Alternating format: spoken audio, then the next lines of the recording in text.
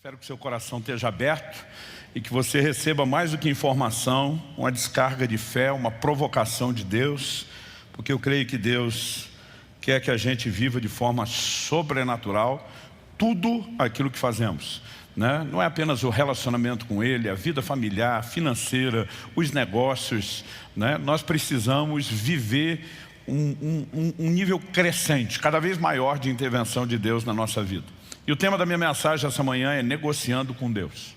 Eu sei que a frase pode fazer pensar muita coisa, mas não se trata de negociar com Ele, como se nós estivéssemos entrando em alguma negociata, e sim de trazê-lo para dentro da nossa vida de negócios, de empreendimentos. Eu quero começar lendo o Salmo 127, versos 1 e 2, que diz o seguinte: se o Senhor não edificar a casa, em vão trabalham os que edificam.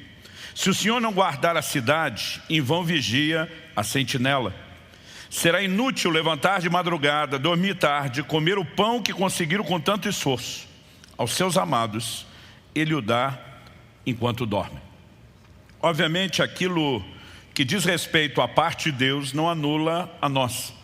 Quando a Bíblia está dizendo, se o Senhor não edificar a casa, em vão trabalham os que edificam, né? Não está dizendo que por Deus edificar, nós não deveríamos ter nenhum papel nisso. Mas que nós não deveríamos imaginar edificar a casa. E edificar a casa aqui não é assentar tijolo, não é construir o prédio, né? Diz respeito à forma como conduzimos nossas famílias. Mas se o Senhor não participar, se nós não o trouxermos para dentro da nossa vida familiar, o nosso esforço pode resultar em nada. Depois a Bíblia diz, se o Senhor não guardar a cidade, em vão vigia a sentinela. O texto não está dizendo que porque podemos ter a proteção de Deus, que não vamos fazer a nossa parte, que não teremos sentinela. Mas querer trabalhar só com o nosso nível de vigilância, excluindo Ele, pode nos trazer prejuízo.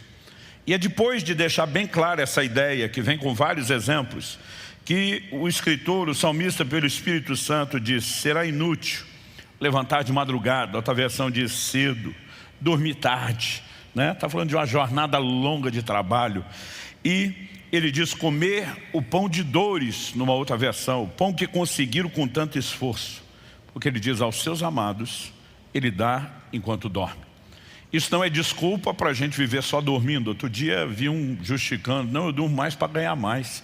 Porque Deus dá aos seus amados quanto dorme, quanto mais eu dormir, mais eu ganho, né? Não é bem esse o conceito que a palavra de Deus está apresentando.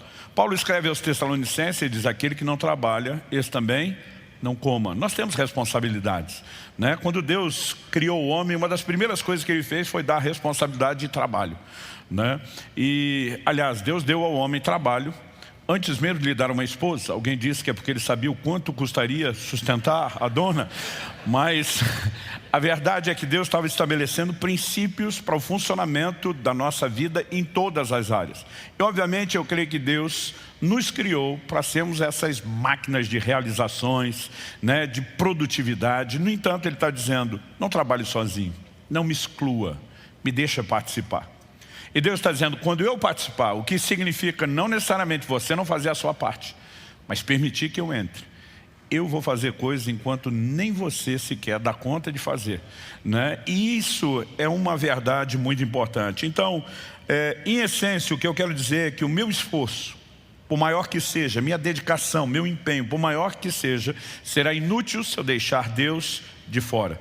E Deus quer em cada área da minha vida, mas em especial nos nossos negócios. E quando falo dos negócios, eu quero falar de todo tipo de empreendimento, né? Eu presido várias associações sem fins lucrativos. A gente não tem o propósito de ter lucro ou ganho pessoal com aquilo, mas são empreendimentos que requerem de nós dedicação, trabalho, gestão, e a gente quer que a roda vire, quer que a coisa funcione.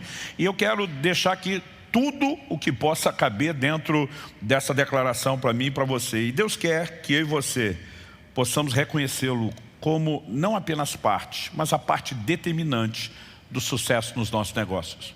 Em Deuteronômio, no capítulo 8, nos versículos 17 e 18, Deus diz, portanto não pensem, a minha força e o poder do meu braço me conseguiram essas riquezas. Pelo contrário, lembrem-se do Senhor seu Deus, porque é Ele quem lhes dá força para conseguir riquezas, para confirmar a aliança que, sob juramento, prometeu aos pais de vocês, como hoje se vê. Então Deus estava dando advertência: quando vocês entrarem na terra prometida, tiverem prosperado, não diga foi o meu braço, não diga eu sou o cara, não diga eu consegui. Deus está dizendo: você vai se lembrar do Senhor seu Deus, Ele te dá o poder de adquirir riquezas. Ou seja, Deus está dizendo: você não vai chegar lá sozinho, e eu não quero que quando chegar, imagine que conseguiu alguma coisa sem mim. Com essa perspectiva, eu gostaria de tentar chamar a sua atenção para algumas coisas que eu creio ser importantíssimas quando falamos de negociar com Deus. A primeira delas diz respeito, eu quero apresentá-lo na forma de uma pergunta, diz respeito à questão da vontade de Deus. A pergunta é: a vontade de quem deve ser realizada? Porque edificar com Deus, negociar com Deus, não significa eu sair na frente e Deus ter que correr atrás de mim o tempo todo. Porque alguns são mais ou menos assim: eles não oram para tomar uma decisão, eles não buscam a direção de Deus para os planos, depois que resolveram tudo, sai, aí eles começam a dizer: dá um jeito de abençoar aí, tipo, corra atrás de mim e resolva inclusive as bobagens que eu fizer por não ter consultado o Senhor. E muitas vezes nós já erramos nesse quesito de não buscar a vontade de Deus. Tiago capítulo 4, dos versos 13 a 15, diz o seguinte: vocês que dizem, hoje ou amanhã iremos a tal cidade, negociaremos, ganharemos dinheiro, deveriam primeiro dizer: se o Senhor quiser e se vivermos, faremos isso ou aquilo. Então ele está dizendo, antes de um projeto, que obviamente visa o lucro, antes de um projeto que visa a sua prosperidade ser estabelecido, questione qual é a vontade de Deus. E a vontade de Deus nunca diz respeito só aos negócios. Eu vejo pessoas que mudam de cidade por propostas de emprego, e eles avaliaram, e tudo realmente no emprego, no ambiente dos negócios é o melhor. Mas não pararam para se perguntar se vai ser bom para a família, se vão ter uma igreja onde possam criar os filhos, e o resto do pacote parece que assim, se for bom para as finanças, está tudo bem. Nós precisamos aprender a importância de buscar a vontade de Deus. Ontem uma pessoa conversando comigo dizia: pastor, o que o senhor considera uma das coisas assim mais importantes no ministério? Eu falei: eu vou te responder algo que não é só para o ministério, é para a vida. É viver a liderança do Espírito Santo. É andar não só na vontade claramente revelada na Escritura, aquilo que é princípio que já nos foi exposto e revelado, mas aquilo que a gente não sabe. A Bíblia não diz em que cidade eu e você deveremos estabelecer um negócio e ganhar dinheiro, mas diz que a gente deve dizer, se Deus quiser, porque Ele tem planos personalizados. E a única forma de ter acesso a isso é através da oração, rendendo-se à vontade dEle e confiando que o Espírito Santo vai trazer direção e confirmação. Eu tenho aprendido há muito tempo que a prosperidade, ela é determinada pela disposição de obedecer à voz de Deus. Então às vezes as pessoas querem saber: cara, o que você fez para dar certo essa área da sua vida? O que você fez para dar certo nessa questão do ministério? O que você fez naquela? Eu normalmente digo: a gente tem procurado seguir a liderança do Espírito Santo. Porque o que Deus quer que eu faça pode até ter resultados similares ao que uma outra pessoa foi chamada por Deus a fazer, mas não significa que nós vamos ter necessariamente os mesmos processos. E muitas vezes pode parecer confuso alguma direção de Deus. Filipe está no meio de um avivamento em Samaria, está chacoalhando a cidade de uma forma extraordinária. E a Bíblia diz que Deus fala com ele: vai para aquela estrada que está deserta, tipo que não tem ninguém. Não só não está acontecendo nada, mas não tem ninguém. A Bíblia diz que prontamente ele obedece. E quando ele chega lá, realmente não tinha ninguém parado por lá. Mas ele chega no timing correto da passagem de uma pessoa. E deixa um avivamento de uma cidade inteira por causa de uma pessoa. Ele ganha aquele etíope para Jesus. E a tradição, esse registro não está na Bíblia, mas a tradição, e há muitos registros antigos, indicam que esse camarada espalhou o evangelho por toda a Etiópia. Aquele que parecia um trabalho pequeno, ia determinar o curso não só de uma cidade, mas de uma nação. Muitas vezes nós não sabemos quais são os desdobramentos. E justamente por isso nós temos que confiar em quem sabe e viver a liderança dele. Agora, isso não vale apenas para uma direção ministerial, vale para tudo que nós vamos fazer. Gênesis, no capítulo 26, nos diz nos versos 1 a 6, sobreveio fome à terra, assim como tinha acontecido nos dias de Abraão. Então Isaac foi a Gerar, encontrar-se com Abimeleque, rei dos filisteus. O Senhor apareceu a Isaac e lhe disse: não desça ao Egito, mas fique na terra que eu lhe indicar. Habite nela e serei com você e o abençoarei. porque a você e a sua descendência darei todas essas terras e confirmarei o juramento que fiz a Abraão, seu pai. Multiplicarei a sua descendência como as estrelas do céu e a ela darei todas essas terras. Na sua descendência serão benditas todas as nações da terra, porque Abraão obedeceu a minha palavra e guardou os meus mandamentos, os meus preceitos, os meus estatutos e as minhas leis. A Bíblia diz, Isaac, pois, ficou em Gerar. Era o conselho que toda a consultoria da época daria? Não. Mas quando Deus dá uma direção, a gente obedece. Resultado, versos 12 e 13 de Gênesis 26 diz, Isaac semeou naquela terra e no mesmo ano recolheu 100 por 1, 100 vezes mais, porque o Senhor o abençoava. Ele enriqueceu, continuou prosperando e ficou riquíssimo. E você precisamos entender que eu com Deus é diferente de Deus comigo. Você com Deus é diferente só Deus com você. Não é você que sai na frente liderando e Deus é o seu mero sócio ajudante que corre atrás dizendo, estou aqui para fazer tudo aquilo que você determinar. Mas quando nós entendemos que nessa parceria Deus é não só o sócio majoritário, mas o Senhor das nossas vidas, e permitimos que Ele nos direcione, não só por meio de se render a essa vontade personalizada, mas de não nos dobrarmos diante daquilo que é princípio que não pode ser negociado. Então, por exemplo, em Lucas, no capítulo 3, verso 14, Jesus nos sinaliza a verdade. Aqui nós temos uma pregação que antecede a chegada e o ministério de Cristo. Nós temos João Batista pregando, o Evangelho, preparando o caminho do Senhor. E a Bíblia diz que os soldados, verso 14, perguntaram a ele, e nós, o que devemos fazer? Porque várias orientações práticas estavam sendo dadas às pessoas. Os publicanos chegam para ele, e aí? Ele diz, não cobre mais do que o estipulado. Em outras palavras, não permita extorsão no seu negócio. Os soldados perguntaram, e nós, o que devemos fazer? Verso 14, ele disse, não sejam prepotentes. Eu estou lendo a Nova Almeida atualizada. Não façam denúncias falsas e contentem-se com o soldo, com o salário que vocês recebem. Nós precisamos entender que há princípios que já foram estabelecidos e não podem ser negociados. Alguns de nós estamos tentando edificar alguns negócios com práticas ilícitas, querendo que Deus abençoe aquilo que Ele mesmo proibiu. Como esperar que a mão de Deus esteja sobre a nossa vida? A Bíblia diz no Evangelho de Marcos, de um momento, e isso é algo singular, meio fora do curso normal da narrativa bíblica, mas a Bíblia fala de um endemoniado gadareno. Estava possesso de uma legião de demônios. E que na hora de sair os demônios pedem uma permissão a Jesus. Estava no poder dele dizer sim ou não. Ele diz, nos permite entrar na manada de porcos? E eram milhares de porcos. E o Senhor Jesus disse sim. E a Bíblia diz que por conta do que aconteceu, eles precipitaram-se em relação ao mar e a manada toda de porcos morreu. Eu muitas vezes ficava chocado lendo isso. Dizia, Jesus, o Senhor não tinha amor pelos bichinhos que o Senhor criou, não? Não estamos falando de um, de dois. Estamos falando de uma manada enorme, gigantesca. Por que é que o Senhor não interferiu?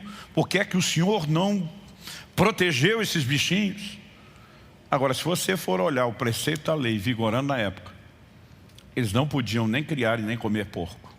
E deixa eu dizer uma coisa, Deus não tem nenhum compromisso de abençoar negócios ilícitos que são contrários à sua palavra e aos seus princípios.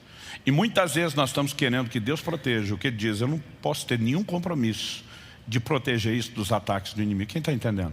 Alinhar-se à vontade de Deus vem desde os princípios claramente revelados na Escritura até a disposição de eu e você andarmos debaixo dessa liderança e da orientação do Espírito Santo. Em Deuteronômio 28, de 1 a 14, Deus está dizendo, se você atentamente ouvir a minha voz e guardar os meus mandamentos, os meus estatutos que hoje eu te ordeno, eu vou te abençoar.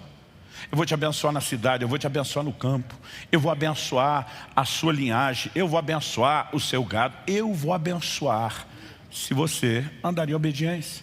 Mas de alguma forma a gente tem relativizado a obediência e muitas vezes estamos dizendo quase para Deus, se o Senhor me abençoar, talvez eu obedeça. Deus está dizendo, não, a regra do jogo é diferente, se você me obedecer é que eu te abençoo e não o contrário. E quando a gente começa firme nessa disposição, dizer vamos construir dessa forma, tudo muda. E deixa eu falar algo difícil de você digerir. Se quando Jesus diz, dai a César o que é de César, assim como ele disse, dai a Deus o que é de Deus, se não fosse possível praticar isso sem quebrar um negócio, o que Jesus falou não seria verdade, ou no mínimo não seria justo. E se alguma coisa do que ele falou, uma só, qualquer, não pudesse ser levada ao pé da letra, por que é que o resto seria?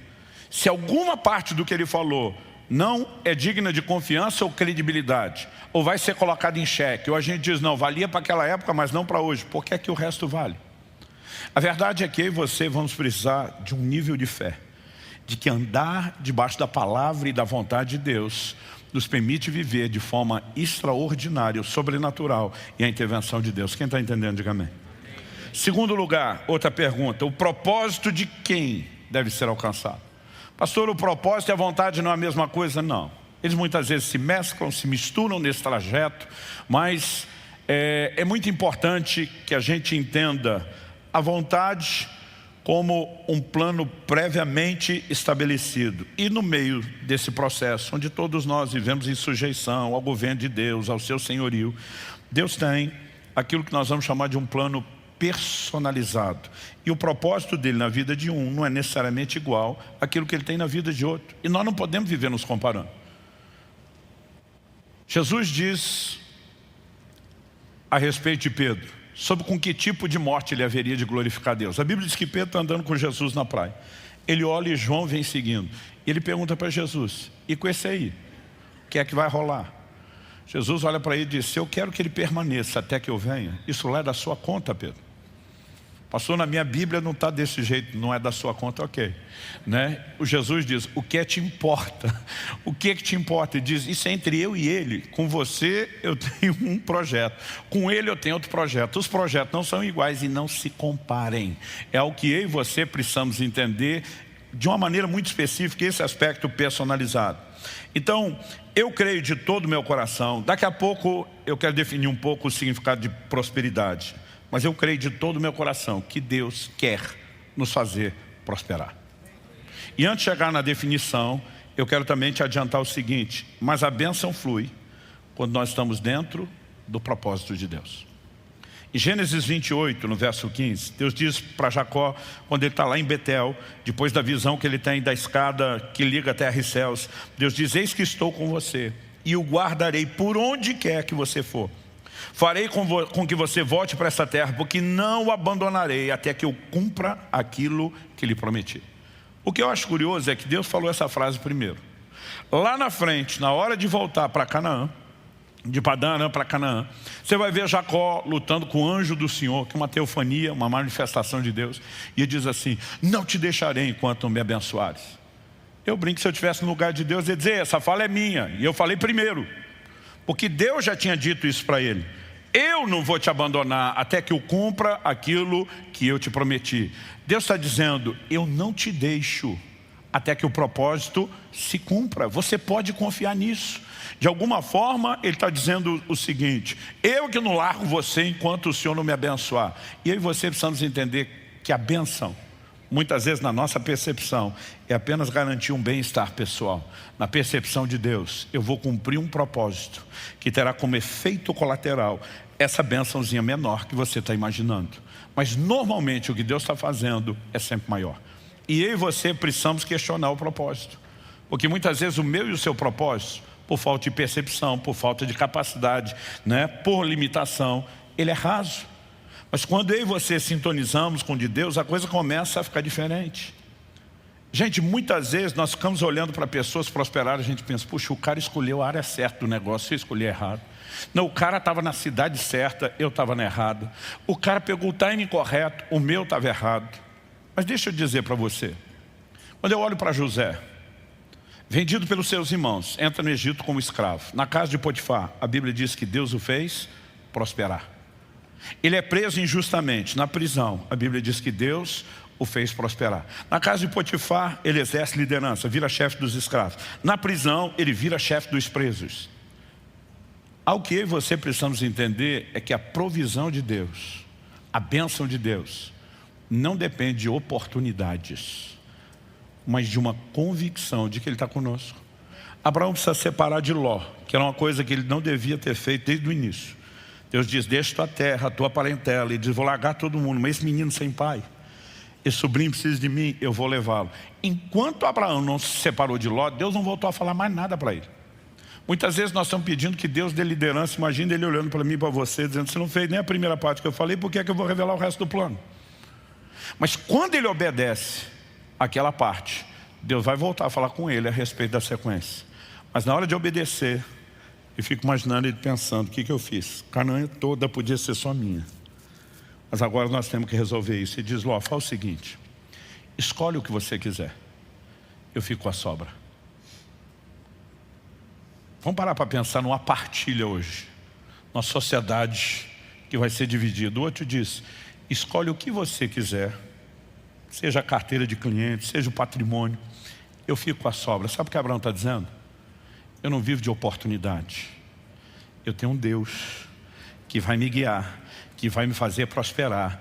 E não importa as circunstâncias ou oportunidades, meu Deus vai à minha frente, Ele vai criar essas coisas. E você precisamos aprender a ter um posicionamento de fé e de confiança. Não se trata só de otimismo ou pessimismo, não é só olhar a metade cheia do copo ou a vazia, mas confiar que nós vamos viver intervenções de Deus. Quando Deus diz, fique em Gerar, não parece uma boa ideia, mas quando eu e você confiamos naquele que dá a direção, a coisa vai fazer toda a diferença. Pedro teve uma noite frustrante, tentou pescar, não conseguiu nada. Jesus chega e diz, posso usar o seu barco?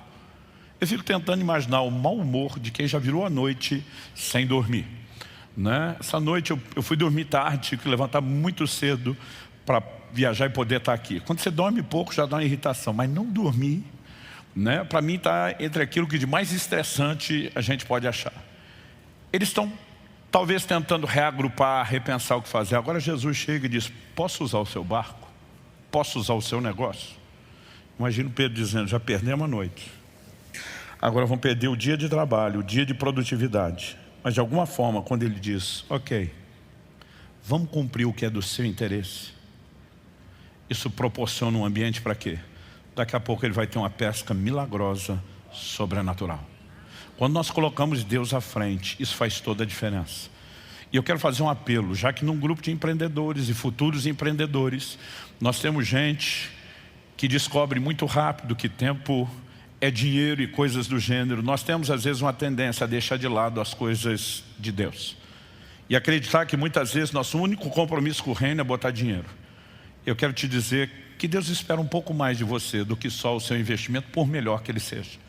E nós precisamos ter uma mentalidade que nos impeça de continuar dando algumas desculpas como não tenho tempo para ganhar alguém para Jesus, não tenho tempo para evangelizar, não tenho tempo para discipular, não tenho tempo para liderar ou para servir em alguma área. Eu vou dar um exemplo que de vez em quando a gente dá aqui quando quer tocar o terror e apelar. Quando o traficante se converte, graças a Deus eles têm se convertido, a gente olha e diz, se alguém está em Cristo, nova criatura é, as coisas velhas já passaram, eis que tudo se fez novo, não há mais condenação para quem está em Cristo Jesus, amém? Você concorda que ele é uma nova criatura, foi perdoado por Deus, mas concorda que ele vai ter que mudar de ramo? Nenhum de nós concordaria que ele continuasse no ramo de negócio que ele está.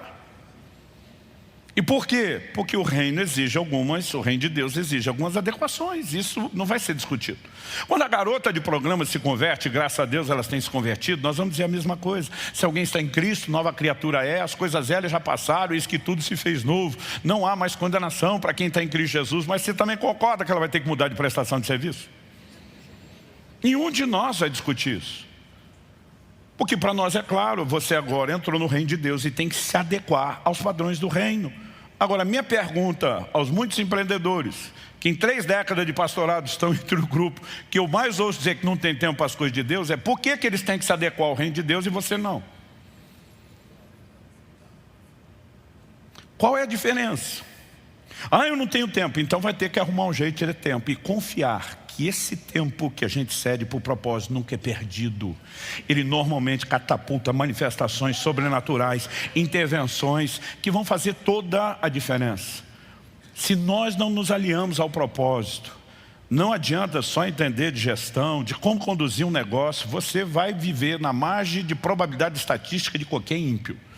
Mas se eu e você queremos viver o sobrenatural, negociando com Deus, nós vamos ter que trazer Deus para dentro. que a motivação do negócio é o lucro. E já descobriram isso mesmo fora do sistema capitalista, que não há uma motivação que torne funcional o mercado que não seja o lucro. E mesmo na Bíblia nós vamos ver textos que falam a respeito disso. Por exemplo, quando Jesus está falando das coisas concernentes ao reino, ele usa esses exemplos.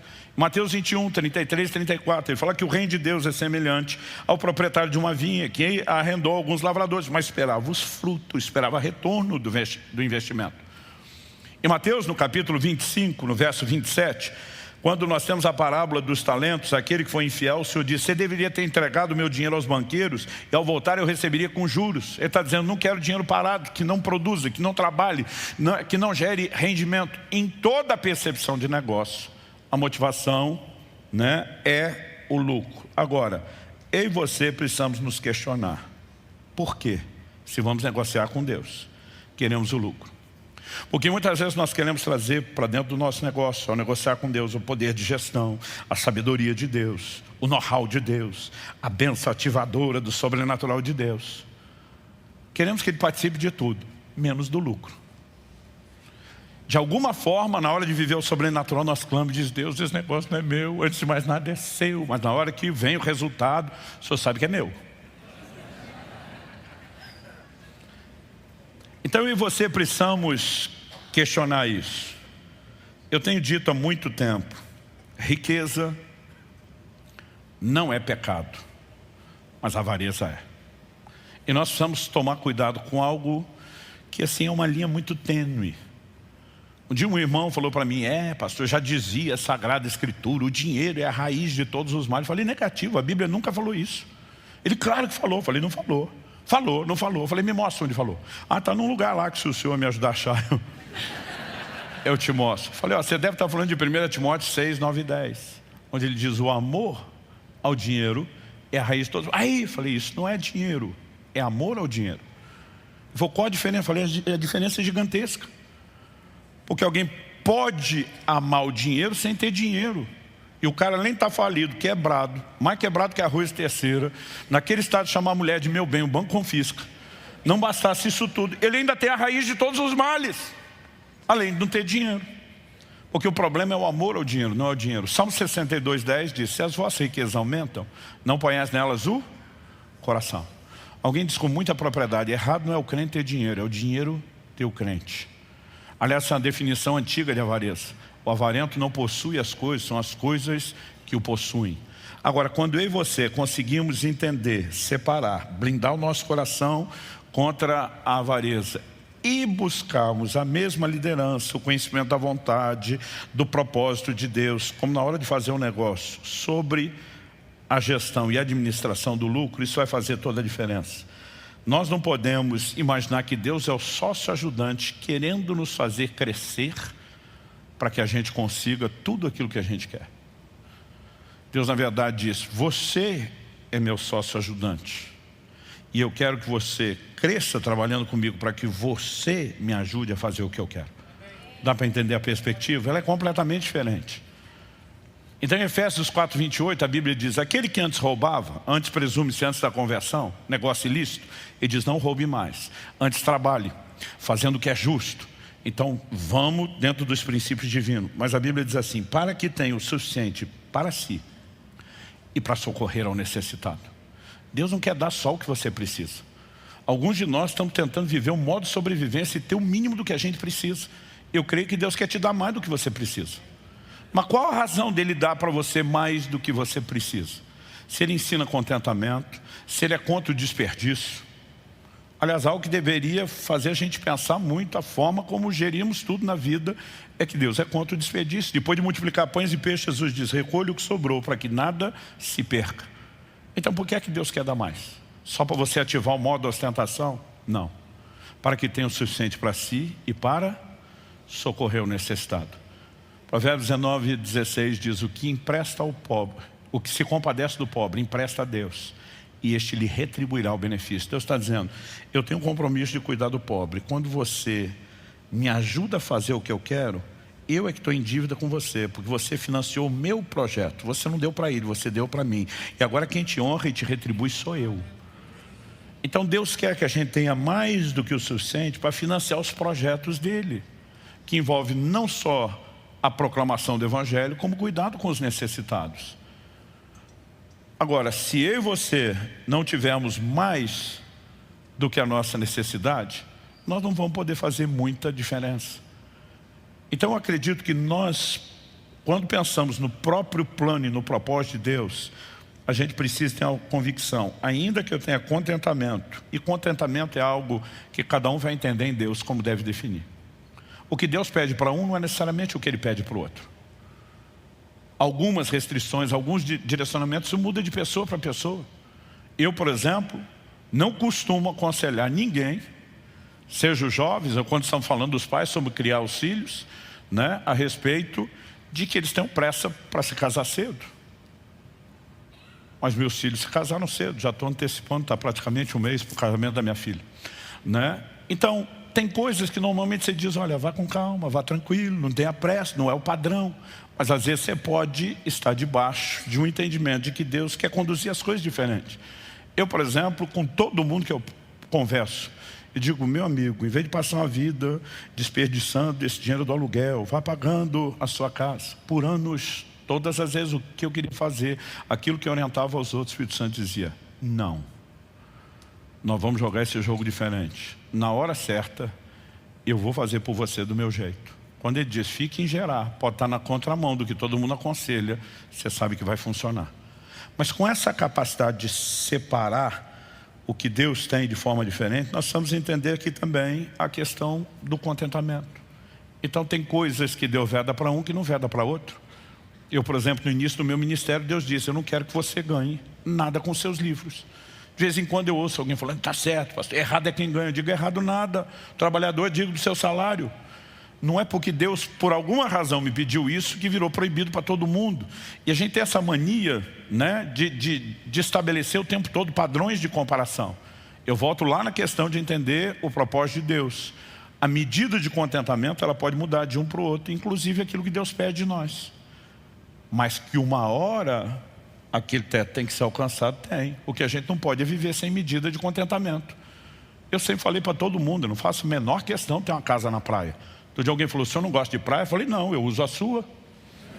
Alguém tem que ter casa na praia para eu usar. Eu não faço questão nenhuma de ter a minha, né? Então, eu e você precisamos entender aonde Deus quer nos levar, mas qualquer que seja essa medida, Paulo diz que Deus dá pão ao que semeia, pão para alimento e semente ao que semeia, segundo aos Coríntios 9:10. Então uma parte do que eu e você ganhamos é pão. Deus está dizendo, isso aí você tem direito de comer, é a sua cota, o resto, semente.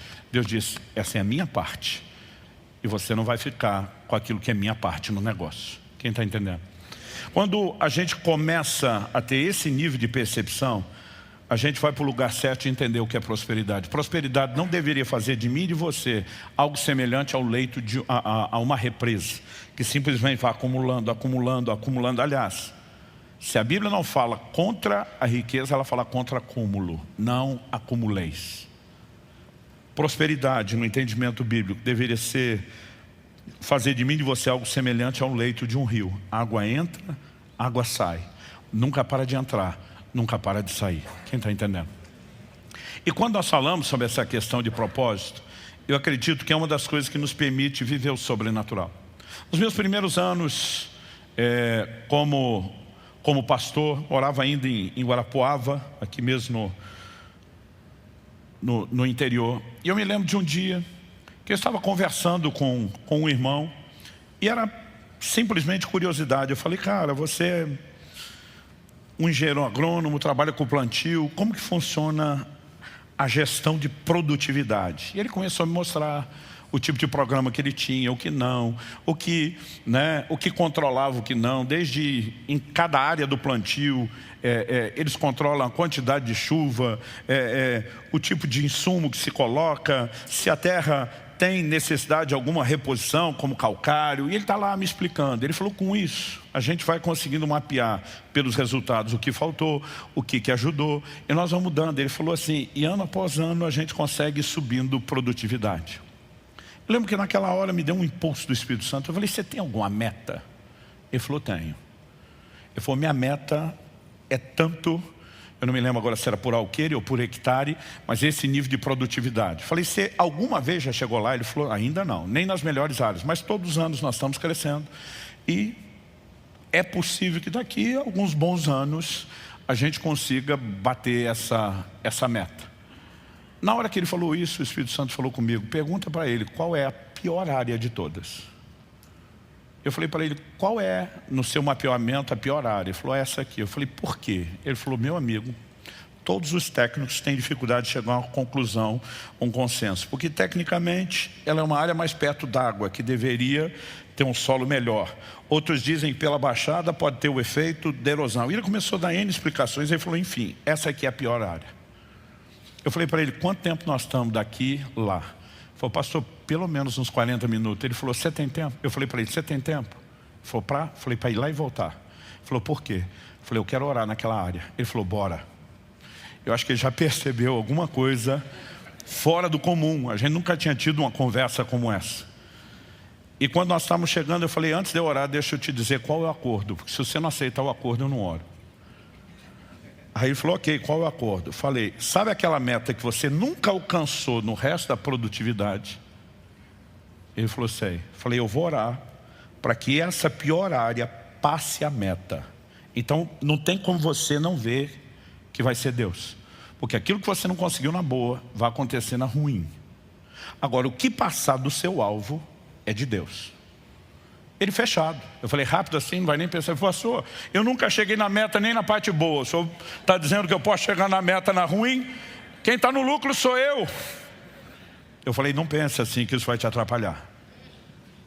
É você e o sócio. É lucro para os dois lados. Ele falou, fechado.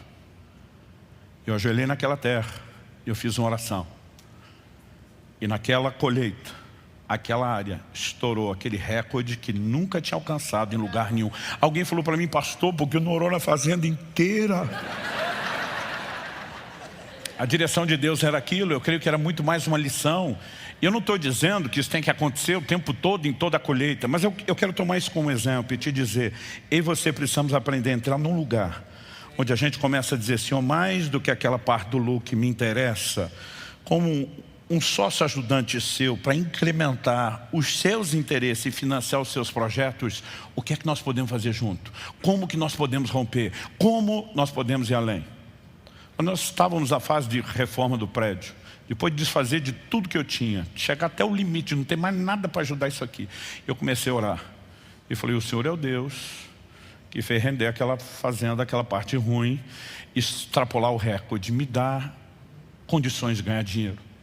Me dá alguma ideia, me dá alguma coisa que eu nunca tive, né? A capacidade de gerar recursos para que eu possa colocar mais. Eu quero pôr mais, eu não quero parar aqui.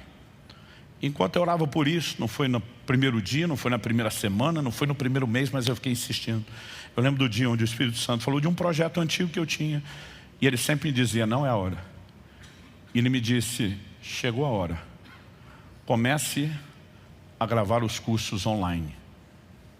Ele diz, diferente dos livros, eu estou te dando isso, esse dinheiro é seu, você faz o que você quiser. Eu falei, é tudo que eu preciso, que o Senhor me dê uma fonte de renda e que o Senhor me dê condições. Esses cursos que nós começamos a disponibilizar em 2017, nesse momento, eu não sei dizer quantos alunos já passaram, o último dado que eu tinha, nós estávamos já com 100 e tantos mil alunos na nossa base, gerando recursos, e a grande maioria disso veio, o que não veio para cá, a minoria tem financiado outros projetos e muitas outras igrejas e interesses do reino. Eu e você podemos viver formas que nós nunca imaginamos, debaixo de uma direção ou de uma intervenção de Deus, de gerar recursos que vão além das nossas necessidades, para que a gente possa transbordar. Que a gente possa ter um coração inclinado ao necessitado, assim como, em primeiro lugar, né, proclamando o Evangelho, mas quando nós vamos criando o alinhamento da vontade e do propósito. Em terceiro e último lugar, para terminar, eu quero te dizer, nós podemos experimentar o sobrenatural. A gente imagina a pesca de Pedro como um milagre aleatório. Gente, Pedro era o quê? Pescador. Jesus o fez prosperar no seu negócio. E quando eu e você paramos para pensar nisso, eu não consigo simplesmente olhar e dizer, não tem nada aqui que possa nos inspirar. Em outro momento, Mateus no capítulo 17, de 24 a 27, a Bíblia diz que abordaram Pedro questionando: o seu mestre não paga um imposto? Estava em questão ali, era o imposto do templo. Pedro diz, paga. Claro que Jesus paga. E ele simplesmente vai para casa pensando, e agora? O que é que eu falo para Jesus? Que os credores estão no pé dele. Não estou falando que Jesus não tinha compromisso com as dívidas, eles provavelmente tinham acabado de chegar de viagem e tinha algo para ser honrado. Quando Pedro entra, Jesus se antecipa. Ele faz uma pergunta, e aí? Quem que deveria ser cobrado a respeito dos impostos? Essa pergunta de Mateus 17, Jesus está discutindo a legitimidade dos impostos. E há muitos tipos de explicação, para quando Jesus pergunta para ele, de quem os reis da terra cobram os tributos? E ele pergunta, dos sírios ou dos estranhos? Pedro responde, dos estranhos. Jesus diz, logo os sírios estão isentos. Há N probabilidades de explicação por que Jesus falou isso. Alguns estão querendo dizer que ele, como era da linhagem de Davi, da linhagem real, era isento. Eu não sei qual era o motivo, mas de qualquer forma, se é esse ou se outros possíveis, que eu não quero que a gente entre em digressão aqui, em outra direção, Jesus diz, mas para que não os escandalizemos, independente de estar ou não certo, eles vão pagar esse imposto? E ele diz para Pedro, vá ao mar, jogue um anzol. A maior parte do tempo Pedro não pescava com anzol, pescava com rede. Mas Deus diz, jogue o anzol, porque é para pegar um, não é vários. Pega o primeiro peixe que fisgar, e quando você abrir a boca do peixe, você vai encontrar uma moeda. Pedro vai lá, um tiro certeiro. Eu não sei quantos pescadores temos aqui, mas eu nunca vi alguém dizer que pescou um peixe com moeda ou qualquer outro tipo de coisa de valor dentro. Agora, o Senhor está dizendo, vai lá, naquele monte de água, com aquele monte de peixe, e simplesmente só obedeça e joga. Você não vai pegar o peixe, eu vou trazer o peixe no seu anzol. Dentro do peixe tem a provisão. E Pedro foi lá, pescou, tirou a moeda. Só que Jesus diz assim, pega essa moeda e entrega aos cobradores para pagar o meu imposto e o seu. Sabe o que ele está dizendo? Pedro, você está preocupado com os meus interesses? Eu também me preocupo com os seus. Nós vamos resolver o problema de nós dois, o meu e o seu. Negociar com Deus nos permite não apenas participar do propósito dele, mas participar dos lucros, dos benefícios, obviamente sem se apropriar disso. Mas quando eu olho para essa intervenção, e é mais uma de muitos exemplos sobrenaturais, o que é que me chama a atenção aqui? Que Deus tem solução para o nosso problema, e não só explicação. Inclusive, muitos de nós estamos precisando de um desafio de fé para pagar impostos maior do que o de Pedro, mas entender que a provisão sobrenatural, ela também pode se manifestar por vias naturais. Deus mandou Pedro pescar porque é o que ele sabia fazer. Ele diz, vou usar a sua expertise, eu vou usar o seu negócio, eu vou interferir em seu favor nessa área específica. E aí não resolve só o problema de Jesus, resolve o de Pedro, não é só o de Pedro, é o de Jesus. E esse pacote, eu não sei você, mas eu acho fascinante. Segundo Reis, capítulo 6, fala que os filhos dos profetas reconhecem que o lugar, aí estamos falando de ministério, era pequeno. Eles entram num projeto de ampliação. E quando vão lá cortar a árvore, um deles estava cortando, e a Bíblia diz que o machado escapou do cabo e caiu dentro d'água. O cara entra em desespero, o machado era emprestado. O que é que eu vou fazer? Muitas vezes eu e você ficamos imaginando o que é importante e o que não é para Deus intervir e operar milagre. Quando eu e você deveríamos acreditar que Deus não faz um milagre porque o machado é importante, mas porque nós somos importantes. A necessidade não era do machado, era da pessoa que pegou emprestado, não teria como devolver e não teria como continuar a produtividade. Eu quero falar algo que eu creio que tem um peso profético nessa manhã. Eu creio, e creio de todo o coração, que Deus quer levar alguns de vocês a recuperar uma produtividade que tem sido perdida. Coisas que pararam, e não estou falando só de efeito de pandemia, coisas que se interromperam, coisas que foram paralisadas. O Eliseu diz, onde é que está onde é que caiu? Diz, foi aqui. Ele pega o cabo, lança na água, e a Bíblia diz que o machado flutuou. Gente, na minha cabeça era mais fácil de eu dizer: vou abençoar a sua apneia, você mergulhar até conseguir achar e você trazer de volta. O machado flutuar faz sentido para você? Irmão, milagre nunca faz sentido. Milagre é milagre. E se fizesse sentido, não era milagre. Mas nós podemos viver intervenções sobrenaturais. E eu creio que nós estamos nos aproximando de um tempo onde Deus quer despertar o nosso coração, a nossa fé, nos levar a um lugar de alinhamento e dizer: eu não vou apenas aumentar a minha parte do lucro enquanto sócio dele. Eu quero ajudá-lo a aumentar dele e cuidar dos interesses dele. Eu também vou ser beneficiado, mas vou ser beneficiado com o coração alinhado ao dele, agindo da forma correta, entendendo quais são meus limites e não só preocupado em não avançar no que é dele, mas usar e administrar bem aquilo que é dele. Agora, a pergunta a ser feita é: se é possível a semelhança de Isaac, colher em tempos de crise, será que eu e você vamos só sentar, chorar e reclamar que nós estamos num momento econômico de pós-pandemia, que tem uma guerra ou possíveis outras afetando o cenário, ou que as eleições não aconteceram do jeito que nós esperamos, então agora é só esperar o pior? Eu e você podemos trabalhar com toda a previsibilidade humana necessária, mas eu e você podemos entender que nós podemos viver resultados que ninguém mais tem, porque eles não têm o sócio que eu e você temos, porque eles não entenderam a bênção, o privilégio, a honra, a alegria que é de negociar com Deus. E eu quero terminar fazendo duas coisas. Em primeiro é provocar a sua fé e a sua resposta a esse lugar.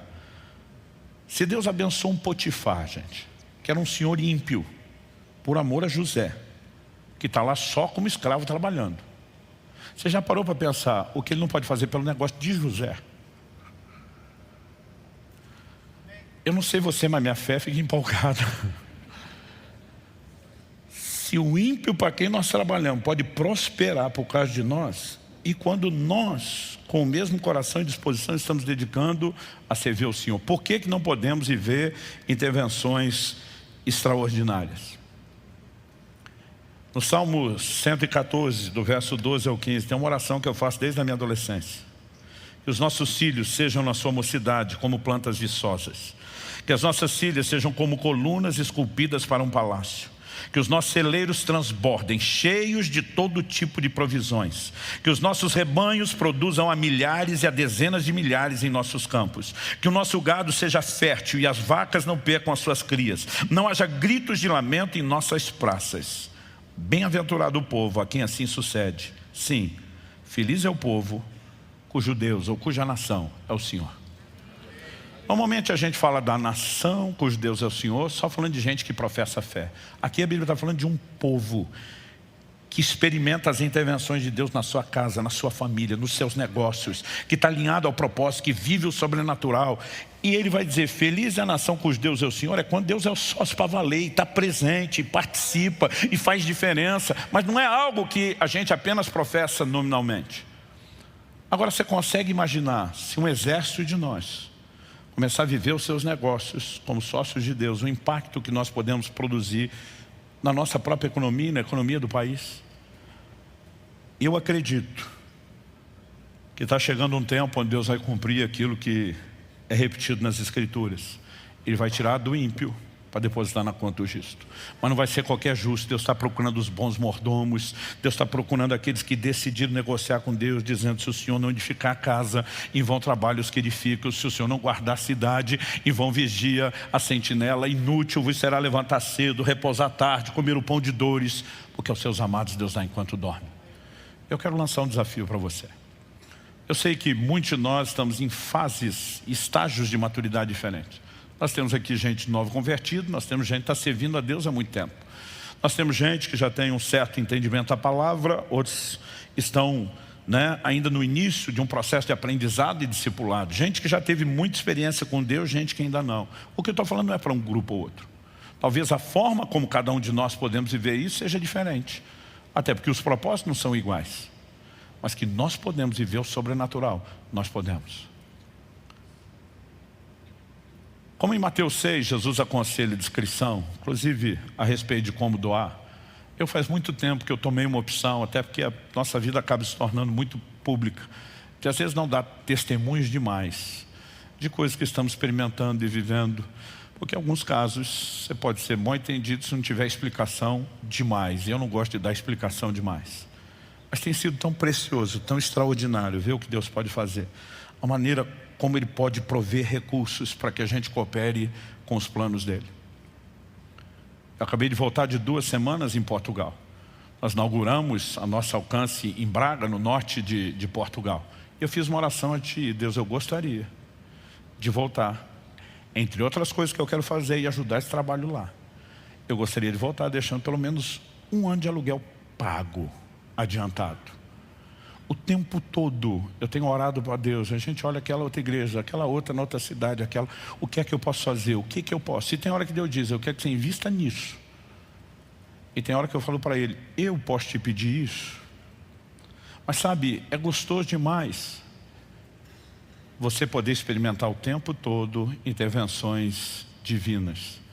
E eu voltei feliz que só, que todas as metas dos nossos desafios, dos milhares de euros que precisavam ser deixados lá, foram deixados. Né? Deus tem feito o tempo todo coisas extraordinárias. Eu falo para Ele, é top demais esse negócio, é muito empolgante. E eu quero te encorajar. Eu sei que o que eu falei com aquele agricultor naquela ocasião, era uma palavra específica para ele, não era para todo mundo. Mas isso não significa que eu e você não possamos orar dizendo, Senhor, eu não alcancei a meta, que é o suficiente para a minha necessidade, mas eu preciso passar da meta para ter além das minhas necessidades e transbordar e cooperar.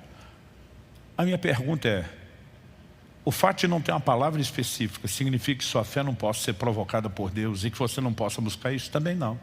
Significa que a gente não pode garantir isso para todo mundo, no mesmo momento, de um único formato. Mas eu gostaria que você pudesse colocar sua vida, seu negócio diante de Deus, o futuro negócio. Alguns estão aqui porque já estão de olho lá na frente e dizendo, eu vou viver o melhor de Deus. Minha hora está chegando, né? E eu creio que Deus está procurando esses parceiros, gente que diz, que aceitam, eu vou negociar com o Senhor. Não há negociata entre nós. Nós vamos ser parceiros. Nós vamos fazer isso juntos. Nós vamos viver o sobrenatural. Eu tenho ficado impressionado. Um dia desse minha esposa, ela olhou para mim e falou, eu sou testemunha de tudo e ainda assim é difícil acreditar. Ela disse, tudo que o tempo todo você faz, que parece só vai prejudicar a gente, porque o tempo todo você está pensando nos outros. Ela disse, só nos leva a viver cada vez mais, a experimentar cada vez mais. E sabe, gente, esse negócio é empolgante. Eu gostaria que nós terminássemos tendo um momento de oração, dizendo, Senhor, eu quero viver essa emoção, essa honra, esse privilégio de negociar com o Senhor. Não tentar trazer o Senhor para correr atrás do meu negócio, fazendo o que eu quero, mas eu cooperando com o Senhor, entendendo a sua vontade, o seu propósito e vivendo o sobrenatural. Eu gostaria que inclusive você orasse. 2023, para muitos de nós, está uma caixa de surpresa. As coisas seguem melhorando, não seguem melhorando, e não estamos falando só do cenário nacional. Numa época de globalização, a gente é afetado por coisas que acontecem do outro lado do mundo e coisas que acontecem no mundo inteiro, como foi a situação da pandemia. Mas aí você podemos viver algo sobrenatural. E eu quero que você possa colocar diante de Deus não só a capacidade de se alinhar com Ele, mas suplicar por resultados sobrenaturais. Mas à medida que eles acontecem, demonstre sua fidelidade dizendo, o negócio não é só meu, é nosso. O lucro não é só meu, é nosso. E deixa o sócio majoritário decidir o que ele quer. Porque muitas vezes não é só o que eu e você queremos, não é só o que eu e você achamos. Eu já tive momentos que eu estava orando para um projeto, Senhor, me dá recurso para pôr ali. E Deus diz, ali você não bota. Você vai botar naquele outro. Não, mas não quero aquele, eu quero esse. Mas eu quero aquele. Ok, vamos te obedecer. E se eu e você formos fiéis, nós vamos viver isso de uma forma cada vez mais progressiva. Por quê? Vamos nos familiarizando com a direção dele. Nossa fé, a cada milagre que ele opera, cresce para experimentar outros maiores. E isso vai se tornando uma bola de neve, um ciclo progressivo. Eu creio que Deus vai levantar um exército de pessoas que vivam intensamente a liderança e o governo dele nos negócios. E eu fico feliz que sua fé esteja sendo provocada hoje. Nós vamos fazer duas coisas. Nós vamos orar. E nós temos um momento de oferta. Eu não quero misturar as duas coisas. Então, e também não vou falar muito a respeito da próxima. Mas eu quero que primeiro você ore consagrando a Deus tudo aquilo que você tem, tudo que você é, tudo aquilo que você sonha ou planeja. Talvez você esteja numa hora de uma decisão séria, importante, e vai ter que dizer primeiro se o Senhor quiser, vai ter que começar por essa parte, vai ter que alinhar a questão do propósito. Mas eu quero que você ore dizendo: Senhor, eu quero experimentar o sobrenatural. A Bíblia diz que Deus não faz acepção de pessoas. Cada vez que eu vejo alguém dando testemunho de algo que ainda não vivia, eu falo para Deus: também quero. Também quero. Eu, quando era criança, eu lembro da época que refrigerante como a Coca-Cola, se conseguisse beber, era só no domingo. O que a gente chamava de família era de 1 litro, que era para a família inteira. Então eu lembro que lá em casa, quando fazia divisão, era 200 ml, o copo 200 ml. Normalmente era o copo do requeijão. Eu e meus irmãos, a gente colocava o copo um do lado do outro, mamãe ia colocando e a gente fiscalizando. Não, pôs mais para ele, põe aqui. Não, e o outro falava: agora passou o dele. E aí, mamãe tinha que fazer aquilo. Ninguém queria sentir menos que o outro. E eu falo para Deus: até hoje eu sigo o treino. Quando eu vejo o copo do outro mais cheio, eu digo: também quero. E eu e você precisamos acreditar que, ainda que ele tenha propostas diferentes, propósito diferente, corrigindo, ele não tem um amor diferente.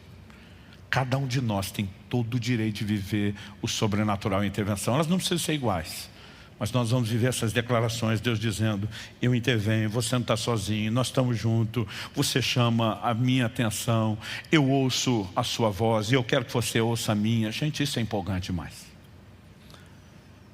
Eu quero que você realmente possa crer nisso e orar dizendo: Senhor, eu quero negociar com o Senhor, não mais sozinho, por melhor que eu seja, mas com o Senhor. E depois de você fazer isso, nós vamos rapidamente ter um momento que é parte do nosso culto e da nossa adoração a Deus, que é uma oferta. Pai, que o Teu Espírito possa nos ajudar não só a entender, a perceber com a clareza que não seja apenas mental aquilo que a Tua Palavra nos comunica. Porque 1 Coríntios 2,14 diz que para o homem natural as coisas do Espírito são loucura, mas que elas se discernem espiritualmente. Nós clamamos por essa capacidade de entendimento espiritual, não só para perceber a coerência daquilo que a Tua Palavra apresenta, mas o desafio, a razão, por meio de um estímulo de fé que nos leve a viver e a experimentar o sobrenatural. E nós clamamos por isso em nome de Jesus. Romanos 10,17 diz que a fé vem por ouvir e ouvir a Tua Palavra. Eu oro que nessa manhã possa haver, ó Deus, mais do que informação ou alinhamento doutrinário, que a fé seja despertada, provocada e ativada num novo nível. Mas acima de tudo, ó Pai, que possamos entrar nesse lugar de uma profunda sujeição ao Teu senhorio, ao Teu governo, à liderança do Teu Espírito Santo, e não apenas alinhar o nosso coração à Tua vontade e o propósito, mas a partir disso vivemos as Tuas intervenções. Nós clamamos isso em nome de Jesus. Oramos também, ó Deus, por desafios que talvez o Senhor mesmo esteja gerando no coração de alguns. Alvos que precisam não só ser alcançados, mas ultrapassados, para que possa se transbordar, ó Deus, um investimento maior naquilo que é do seu interesse. Seja a propagação do Evangelho, como a provisão aos necessitados. Senhor, nós queremos caminhar contigo, seguindo a Tua direção, e precisamos ir além daquilo que são necessidades pessoais. Nós oramos por dias de rompimento. Nós oramos por um nível de prosperidade que não nos faça semelhante a uma represa, mas sim ao leito do rio. Que não haja acúmulo, mas que o tempo todo haja recursos entrando e saindo, sem parar de entrar e nem parar de sair, para que dessa forma possamos cumprir a Tua vontade. Eu oro que nesse momento o Teu Espírito possa gerar aqueles desafios, aqueles estímulos que talvez sejam personalizados, a respeito de determinados alvos que podem ser gerados ou alcançados em oração, para que se faça mais para com o Senhor. Isso é o que só o Senhor pode fazer no coração de cada um. Mas nós oramos, seja aqui ou a partir desse momento, que haja sensibilidade à Tua liderança e à Tua voz, em nome de Jesus. Se você crê e concorda, diga amém.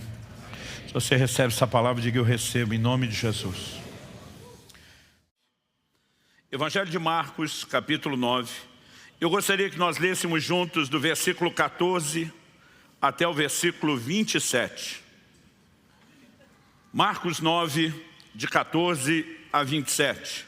Eu vou ler na Nova Almeida atualizada, Esse texto será tanto o nosso ponto de partida como uma espécie de trilho para a nossa conversa, nossa reflexão e esse tempo de instrução da palavra de Deus. O texto sagrado diz: quando eles se aproximaram dos outros discípulos, viram numerosa multidão ao redor deles e os escribas discutindo com eles. A Escritura enfatiza, aproximaram dos outros discípulos. Guarde isso, daqui a pouco nós vamos explicar. Viram numerosa multidão ao redor deles e os escribas discutindo com eles. E logo toda a multidão, ao ver Jesus, ficou surpresa. E correndo até ele, o saudava. Então Jesus perguntou: o que é que vocês estão discutindo com eles? E um do meio da multidão respondeu: mestre, eu trouxe até o Senhor o meu filho, que está possuído de um espírito mudo. Esse, sempre que se aposta dele, lança-o por terra e ele espuma, arranja os dentes e vai definhando. Pediu aos seus discípulos que o expulsassem, mas eles não puderam. Então Jesus exclamou: ó geração incrédula, até quando estarei com vocês? Até quando terei de suportá-los? Tragam o menino até aqui. E eles o trouxeram. Quando ele viu Jesus, o espírito imediatamente agitou o menino com violência e, caindo ele por terra, revolvia-se espumando. Jesus perguntou ao pai do menino: há quanto tempo isso está acontecendo com ele? O pai respondeu: desde a infância, e muitas vezes o tem lançado no fogo e na água para o matar. Mas, se o Senhor pode fazer alguma coisa, tenha compaixão de nós e ajude-nos. Ao que Jesus respondeu: se o Senhor pode, tudo é possível ao que crê. E imediatamente o pai do menino exclamou: eu creio, ajude-me na minha falta de fé. Vendo Jesus que muita gente estava se reunindo, repreendeu o espírito imundo, dizendo: espírito mudo e surdo, eu ordeno a você, saia desse menino e nunca mais entre nele. E ele, gritando e agitando muito, saiu, deixando-o como se estivesse morto, a ponto de muitos dizerem: morreu. Mas Jesus, tomando-o pela mão, o ergueu e ele se levantou. Pai, nós suplicamos que o Senhor nos permita mais do que apenas arrazoar no nível da mente. Nós oramos que a Tua palavra ilumine os olhos do nosso coração, que ela não apenas traga orientação a respeito dos princípios, do caminho no qual nós devemos andar, mas que ela também, ó Deus, estimule, provoque a fé de cada um de nós. Que a Tua palavra, debaixo da ação poderosa, personalizada do Teu Espírito, o Espírito da verdade, possa de fato nos levar a comunicar, a expressar a nossa fé de uma nova forma, de maneira muito mais intensa. Nós clamamos em nome do Senhor Jesus. Amém. Amém. Bom, ao olhar para esse texto, eu vejo mais do que apenas um relato histórico de um episódio, de mais um dia de intervenções sobrenaturais na vida de Nosso Senhor e no seu ministério. Ao olhar para esse texto, eu vejo mais do que a história de como Deus, na sua bondade e misericórdia, traz libertação e alívio do sofrimento, não apenas a um menino, mas a toda uma família que, não apenas indiretamente, mas diretamente era afetada por tudo isso. Vejo aqui o que encontramos normalmente nas Escrituras, uma oportunidade de aprendermos lições, princípios, tudo quanto foi escrito, diz a própria Escritura em Romanos 15:4, para nosso ensino foi escrito. E eu e você podemos trair algumas lições importantes. Bom, eu comecei destacando no verso 14, quando eles se aproximaram dos outros discípulos. O que significa a frase, quando eles se aproximaram dos outros discípulos? Quando você olha o versículo 2 do capítulo 9 de Marcos, a Bíblia diz: 6 dias depois, Jesus tomou consigo Pedro, Tiago e João e os levou em particular, a sós, a um alto monte. A Bíblia nos mostra que Jesus sobe ao monte para orar. E ele não levou todos os discípulos. Ele leva apenas 3 deles. E a Bíblia destaca Pedro, Tiago e João. É nesse momento que Jesus se transfigura diante deles. Eles têm uma experiência extraordinária. No versículo 9, a Bíblia diz: ao descerem do monte, Jesus lhes ordenou que não divulgassem as coisas que tinham visto, até que Cristo ressuscitasse dentre os mortos. Agora, é justamente quando eles descem do monte, que o verso 14 diz, quando eles se aproximaram dos outros discípulos. Então eles aqui é Jesus, Pedro, Tiago e João, agora se aproximando dos demais que não subiram para o retiro de oração no monte.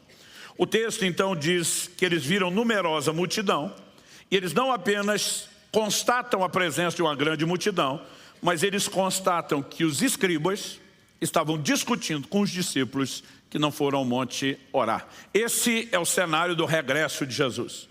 O verso 15 diz que a multidão havia Jesus com surpresa, porque provavelmente a informação que se tinha no pé do monte, quando procuravam por Jesus, é: o mestre está ausente, saiu para um retiro de oração, não sabemos quando volta. E de repente a multidão fica surpresa ao vê-lo, né? Muitos correm, o saúdam, mas a abordagem de Jesus vai direto no que está acontecendo: a discussão entre os escribas e os seus discípulos. E a pergunta de Jesus, registrada no verso 16, é: o que é que vocês estão discutindo com eles? Traduzindo para uma linguagem contemporânea, o que é que está pegando? Interessante que nesse momento não são os discípulos, nem os escribas que estão discutindo que respondem. A Bíblia diz que quem respondeu foi um do meio da multidão. Quem era esse um? O pai do menino que precisava ajuda. Ele diz: mestre, eu trouxe até o senhor o meu filho, que está possuído de um espírito mudo. Ele descreve todo o cenário triste e trágico das manifestações demoníacas. Eu não sei se você teve a oportunidade, chamo de oportunidade, porque é precioso ver isso. A oportunidade de ver uma cena de libertação de alguém num estado como esse. O estado é deprimente. Ver o poder e a autoridade do nome de Jesus se manifestando para socorrer essa pessoa extraordinária. Eu tinha 15 anos de idade quando expulsei meu primeiro demônio. E o primeiro você nunca esquece, né? Como alguém diz, perde o medo e pega o gosto. E é precioso ver a autoridade do nome de Jesus. Eu já vi ao longo de anos de ministério cenas terríveis, algumas delas assustadoras até para alguns crentes com alguns anos de janela. Me lembro de uma ocasião onde um líder de célula, né, de uma outra cidade, que eu pastoreava, ele me ligou e falou: pastor, será que o senhor poderia fazer a supervisão da minha célula essa semana? Eu falei: você sabe que a supervisão é surpresa. Ele falou: na real, preciso do senhor. Convidei uma pessoa bem perturbada para a reunião. E ele falou assim: eu acho que o bicho vai pegar, literalmente. E quando ele me explicou o cenário, eu resolvi apoiá-lo, ele estava muito inseguro. E de fato, mal começou a reunião, primeiro cântico de adoração da célula, e aquela pessoa ficou terrivelmente endemoniada. Ela veio, eu estava sentado numa cadeira, né? E essa pessoa veio literalmente serpenteando, parecia uma serpente, escorregando no chão, e chegou até a cadeira onde estava, né? Sorriu com desdém, e essa pessoa pegou a cadeira com a mão. Era um camarada assim, miúdo, magrinho. A cadeira que eu estava sentado é aquele tipo de coisa que hoje você quase não vê. Aquelas madeiras maciças, toda ela, uma cadeira que sozinha era pesada. Eu na época era bem mais pesado do que estou hoje. E eu estava em cima da cadeira pesado, mais pesado que ela. Ele com uma mão, ele pegou no pé da cadeira e levantou a cadeira inteira comigo, a pelo menos um palmo do chão. Algo que aquele homem jamais faria por si mesmo. Quando fez aquilo, pensa nos crentes já levantando, pronto para correr. Eu lembro que na autoridade do nome de Jesus, repreendi, mandei colocar a cadeira no chão, ministramos a libertação. E por mais trágico que é o cenário, você vê, né, a que ponto chega alguém debaixo de um controle maligno. É extraordinário ver o poder do Senhor Jesus se manifestando e libertando as pessoas. Esse homem está desesperado porque até então ele só conhece a manifestação maligna. Ele está atrás de solução. A Bíblia não é clara no Antigo Testamento sobre manifestações malignas. Nós temos episódios como um espírito maligno, né, com autorização da parte de Deus atormentando Saul. Mas nós não temos o desenho dessas manifestações de endemoniamento, como elas se tornam claras no Novo Testamento e como vemos acontecer até hoje. Eu não sei quais as razões porque isso não era tão claro no Antigo Testamento. Se não acontecia com a mesma intensidade ou se simplesmente aquilo não foi comunicado.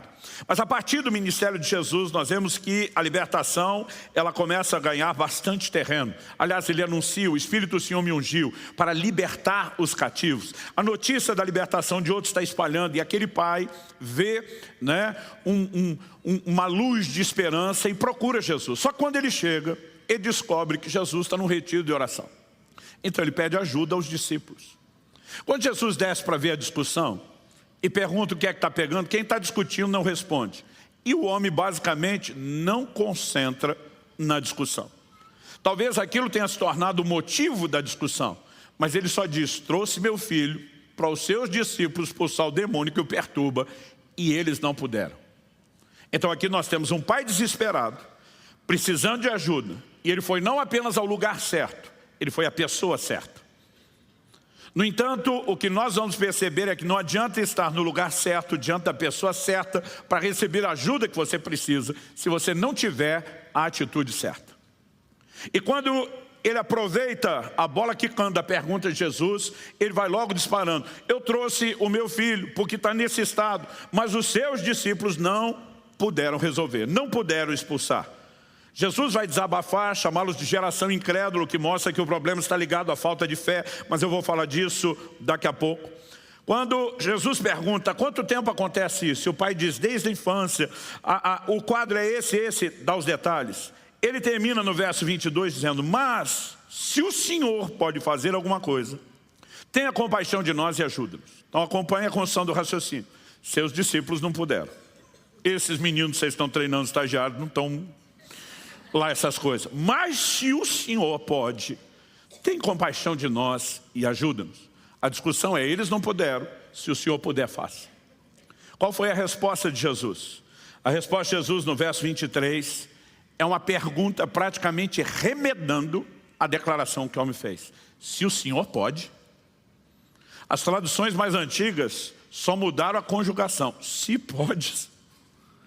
Jesus diz, como é que é? Se pode, se o Senhor pode. A resposta direta e taxativa de Nosso Senhor é, tudo é possível ao que crê. Basicamente, Jesus está dizendo, você está jogando a batata quente para mim, a mesma que você jogou para meus discípulos, dizendo que eles não puderam e agora, se eu puder, eu é que resolvo. Jesus está dizendo para ele, vamos colocar os pingos nos is. A possibilidade não depende de mim, depende de quem crê. E aqui eu e você temos um ensino importantíssimo e extraordinário. Você pode estar no lugar certo, diante da pessoa certa, e se não tiver a atitude certa, não vai receber o que precisa. Que atitude é essa? Fé. Mas eu não quero apenas falar da importância de fé. Eu quero falar da responsabilidade de crer. Porque quando ele joga a batata quente no colo de Jesus, aliás, ninguém usa mais essa expressão batata quente, né? Ok, os mais novos que dêem um Google e tentem descobrir por que a gente falava isso. Mas para quem assava batata quente na fogueira vai entender que é um negócio que a hora que você pá, cada um pega e não segura. E quando ele joga a batata quente pro colo de Jesus, Jesus pega e joga de volta e diz, o negócio é contigo. O tema da minha mensagem hoje é a responsabilidade de crer.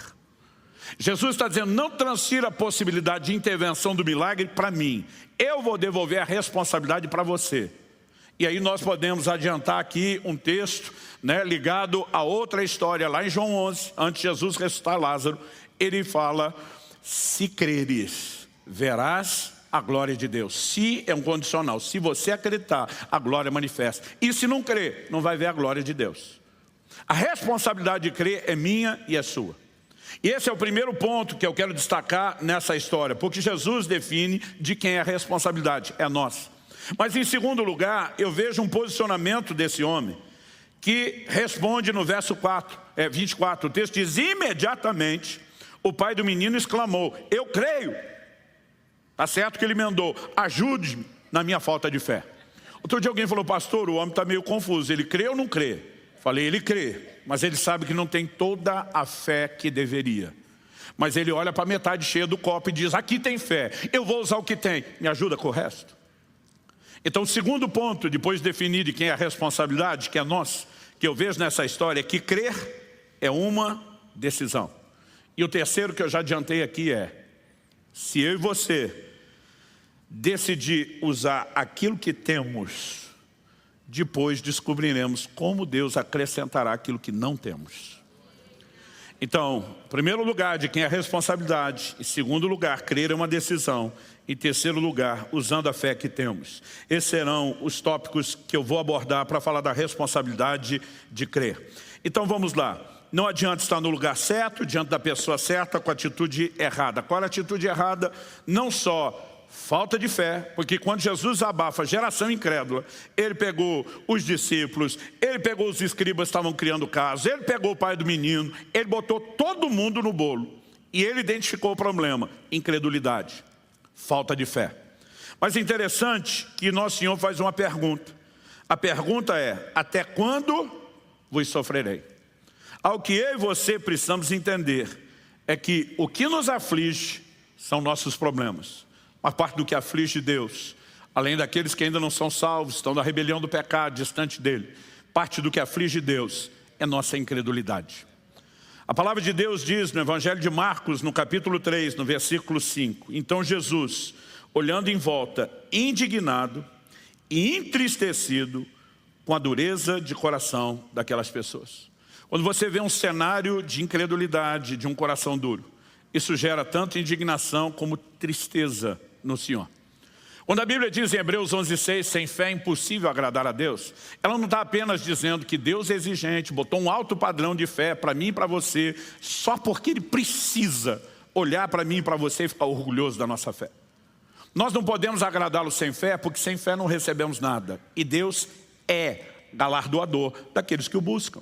Porque justamente nos ama, Deus quer intervir na minha e na sua vida. Deus quer nos abençoar, Deus quer nos recompensar. Mas o justo viverá da fé. E quando não há fé, Deus não pode fazer por mim e por você o que Ele quer. É por isso que Ele não se agrada. Não é apenas um ato de censura, porque eu e você não cremos. É simplesmente a impossibilidade dele fazer o bem que Ele queria fazer por mim e por você, uma vez que sem fé a via de acesso para que as bênçãos cheguem simplesmente foi comprometido. Então, quando eu e você começamos a entender esse desenho, crer não é apenas um peso, uma obrigação, uma responsabilidade, mas é uma forma de descobrir não só como viver melhor, não só como experimentar as intervenções de Deus, mas agradá-lo no sentido de que Ele possa fazer o que planejou fazer na minha e na sua vida. Que eu e você possamos experimentar todo o bem que está à nossa disposição. Quem está entendendo, diga amém. Então, voltando no nosso primeiro tópico aqui de quem é a responsabilidade. Essa foi a lição de Jesus para aquele pai. Ele transferiu primeiro para os discípulos, depois transferiu a questão da possibilidade para Jesus e Jesus devolveu a ele, como fez com aquele centurião romano que buscou ajuda. Mateus capítulo 8, versículo 13, Nosso Senhor termina dizendo para ele, seja feito conforme a tua fé. Em outras palavras, ele está dizendo o que vai acontecer na sua vida ou na vida daquele por quem você está intercedendo, pedindo ajuda, não depende do meu poder, depende da sua fé. Mas Deus não tem todo o poder, sim, para Ele todas as coisas são possíveis. Mas a única forma de eu e você acessarmos os depósitos da graça, que é onde Ele libera tudo o que Ele tem para nós, é por meio da fé. Romanos 5:2 diz, pela fé temos acesso a essa graça. Quando a gente olha para as Escrituras, há momentos onde Deus vai agir de uma forma que nem parece fazer muito sentido para mim e para você. Por exemplo, Moisés, por palavra de Deus, tira o povo de Israel do Egito. Deus fez promessas claras sobre tudo que ia fazer, qual era o destino, para onde iria levá-los. Mas tão logo eles saem do Egito, Faraó muda de ideia e agora decide persegui-los. Agora eles têm o inimigo atrás do encalço. E praticamente, meio que à frente e dos dois lados, quase como fosse uma ponta de uma flecha, eles têm uma cadeia de montanhas por onde não dá para escapar. E meio que à frente para a outra lateral, eles têm um mar que é impossível atravessar. E Êxodo, capítulo 14, versos 15 e 16, diz assim, o Senhor disse a Moisés, por que você está clamando a mim? Eu não sei você, mas eu já tive vontade de responder por Moisés, porque eu preciso que o Senhor faça alguma coisa. É por isso que Moisés estava orando, pedindo ajuda, pedindo solução. Agora, o Deus que diz, invoca-me que te responderei, diz, por que é que você está orando? Por que é que você está me pedindo algo? Agora, olha a afirmação depois da pergunta. Diga aos filhos de Israel que marchem, e você levante o seu bordão, estenda a mão sobre o mar, as águas se dividirão para que os filhos de Israel passem pelo meio do mar em seco. Eu estou dizendo, está orando por quê? Eu já não disse que vou levar vocês até esse lugar, não depende mais de ficar pedindo, é hora de acreditar e andar em cima da palavra que eu dei. É quase que uma forma de dizer, bola para frente que atrás vem gente, e vem gente que não quer o bem de vocês. Eu disse, para de orar, se mexa, acredite. Ande naquilo que eu já revelei.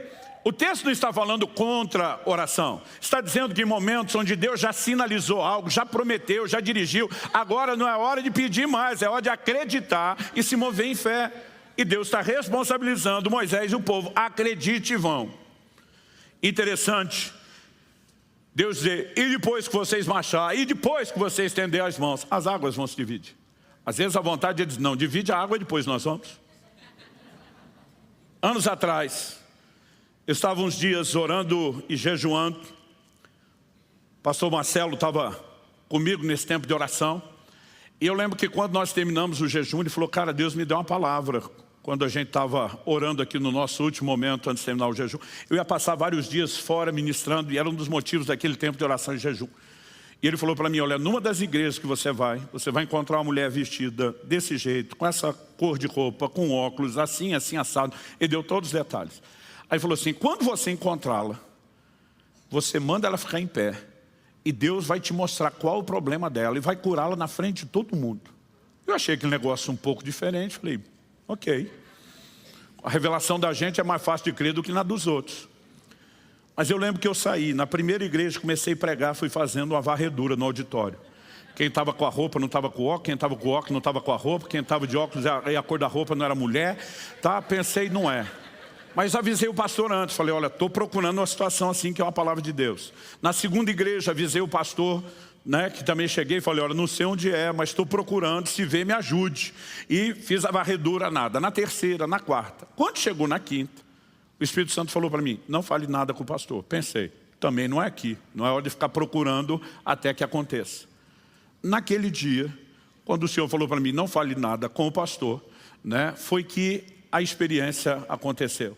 Eu fiz a varredura, o auditório devia ter umas 600 pessoas, não demorou tanto tempo, e falei, não tem ninguém aqui, e estou pregando. No final da mensagem, eu olho para uma pessoa sentada na primeira cadeira, que não estava na hora que eu comecei a varredura. E o Espírito Santo fala, é essa pessoa. Eu pensando na mensagem, que pessoa? A mulher. Quando eu olho a roupa, o óculos, tudo, falei, achei. O Espírito Santo diz, faça o que eu te orientei. A orientação era, manda ficar em pé, conte o que aconteceu, e aí eu vou te mostrar o que ela tem. Falei, não, me diz o que ela tem. Aí eu vou perguntar se ela tem. Se ela tiver mesmo, eu mando ela ficar de pé, porque eu tenho certeza, não vou errar. O Espírito Santo disse, não foi esse o combinado. Manda ela ficar em pé, conte o que aconteceu, eu te digo o que ela tem. Gente, pensa o desafio. E aí eu mandei ela ficar de pé.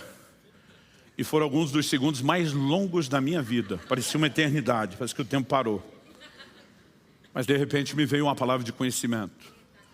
Era uma das pastoras da casa, toda a igreja sabia o problema dela, todo mundo estava orando por ela, eu era o único que não sabia.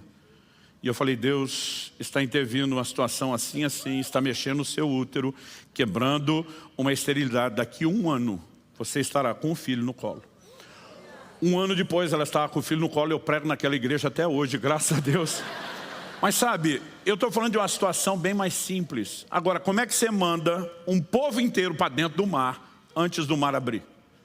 Você precisa se mover em fé. E só se move nesse nível de fé quem tem palavras claras da parte de Deus.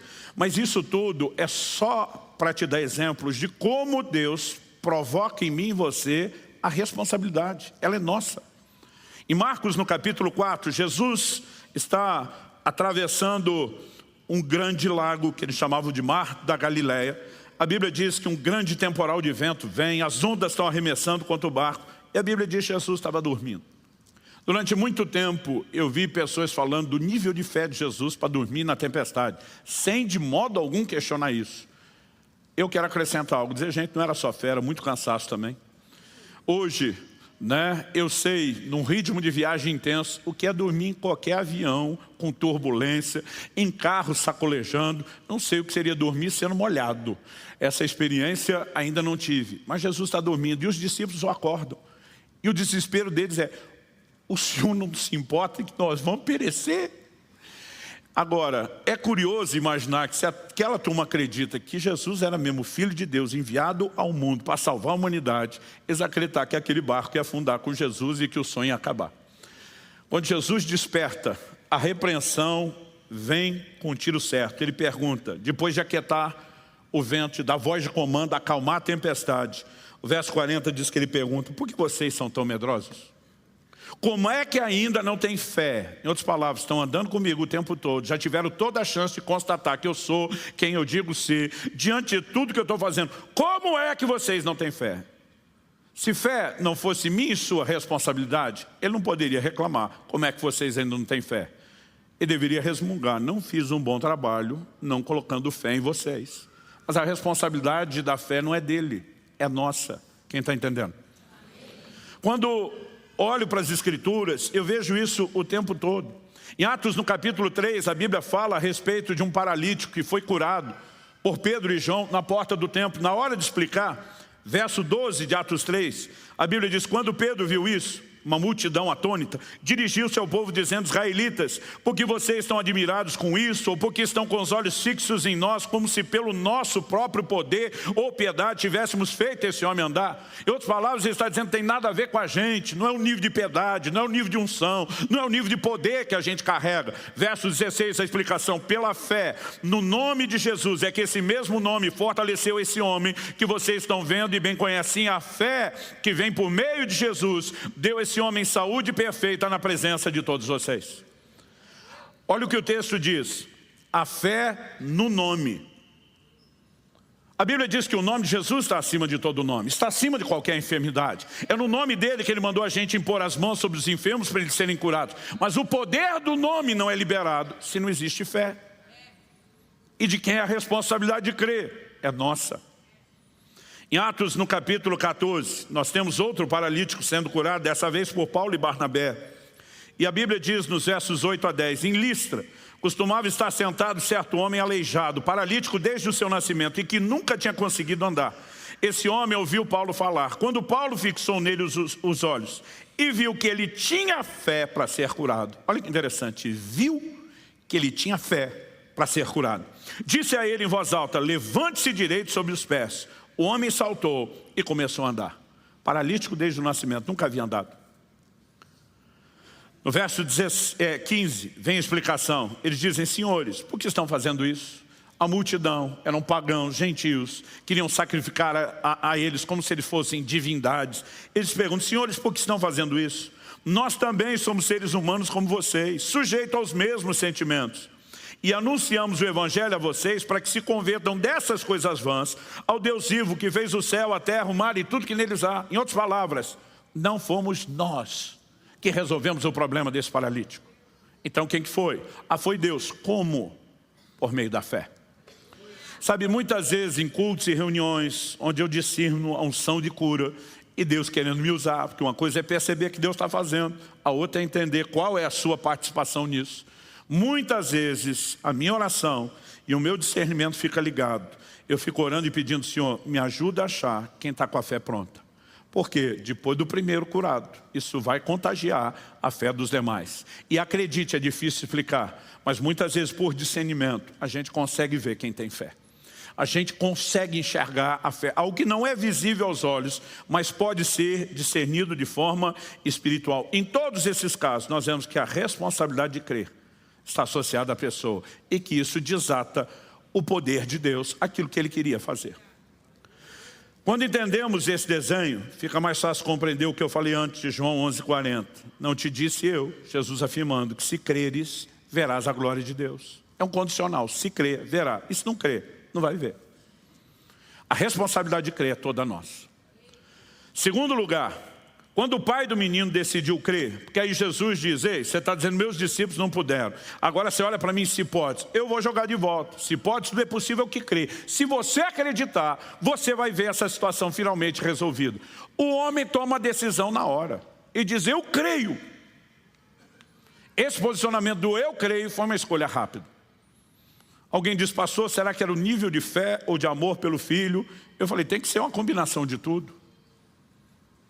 Eu me lembro de uma ocasião que eu estava atendendo uma pessoa e esse irmão morava perto da minha casa. Na ocasião eu pastoreava em Guarapuava, e eu lembro, isso já faz 20 e tantos anos, eu lembro que eu estava sem carro, ele também. Ele sugeriu: será que em vez de nós dois nos deslocarmos para a igreja, o senhor não pode me atender ali e facilitar? Porque ele queria um horário bem mais cedo.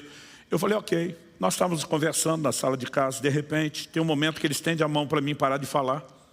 Ele fez uma cara estranha, achei até que ele estava com dor, passando mal. De repente ele olha para mim e diz: Deus está mandando a gente parar de falar agora e orar pelo seu pai. Temos que orar pelo seu pai. Outro dia alguém me disse: pastor, o que é que o senhor sentiu? O texto ficou? Eu falei: eu nem tive tempo para discernir.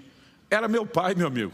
Já dobrei o joelho e falei: bora orar. Só que quando começamos a orar, o espírito de intercessão, ou como diz o profeta Zacarias, o espírito de súplicas veio sobre mim. Todo mundo que vive uma vida de oração sabe de um momento onde o Espírito Santo vem turbinar a sua oração. Você sabe que é diferente. Você sabe quando é tomado, né, por um espírito de intercessão, você é carregado. E eu comecei a orar pela vida do meu pai. Que Deus guardasse a vida do meu pai, que Ele protegesse a vida do meu pai, que meu pai não fosse levado antes da hora. E eu lembro que eu citava um versículo que inclusive meu pai pregou no meu casamento. E verás os filhos dos seus filhos. Naquele momento, meu pai tinha conhecido a primeira neta da família, né? A Rafaela, que é do meu irmão mais velho. Mas a Kelly estava grávida do Israel, meu primeiro. A Juliana, esposa do Paulo, meu irmão mais novo, estava grávida do Samuel. E meu pai não tinha visto nenhum dos netos, não tinha o plural, os filhos dos filhos. E aquela lembrança veio, eu sabia que era o Espírito Santo. Eu comecei a orar e dizer: teu servo declarou a vida inteira que acreditava ver os filhos dos filhos. Não aceito que ele vá antes de ver os filhos dos filhos. Eu não sei quanto tempo, mas foi um pouco mais de meia hora que nós oramos. Até que aquele peso de intercessão saiu. Quando finalmente o peso saiu, me veio um alívio, aquela certeza de intervenção de Deus. O telefone toca. O telefone na época era absurdamente analógico. Não tinha identificador de chamada, nada disso. Eu atendo, era aquele que discava com o dedo. Eu atendi, mas apesar de não ter identificador de chamada, eu sabia que era minha mãe ligando. Minha mãe, com a voz emocionada, embargada, disse: filho, para tudo que você estiver fazendo, vá orar pelo seu pai. Ele teve um infarto que os médicos classificam no nível fulminante, muito sério, né? Ela falou assim: para tudo. E eu lembro que eu falei: mãe, eu não vou orar. Ela do outro lado: o quê? Eu falei: a gente estava orando antes da senhora ligar. Deus mandou parar tudo. Eu falei: que hora isso aconteceu? Nós começamos a orar, era 9h20 e pouco. Ela falou: perto das 9h30. Eu falei: essa batalha já foi ganha. Papai sobrevive. E papai sobreviveu. Sabe, se você me perguntar se na hora que eu recebi a palavra daquele irmão eu tinha o mesmo nível de fé como se fosse uma revelação minha, eu não tinha não. Mas entrou um misto, é meu pai. E depois, quando eu comecei a orar, algo acendeu dentro de mim. Quando Deus foi me dando aquelas palavras, agora eu tinha fé pelo combustível que Ele estava me dando. Eu não sei o que aconteceu com esse homem, mas ele toma uma decisão. E ele diz para Jesus: eu creio. Ao mesmo tempo ele diz: mas me ajuda na falta de fé.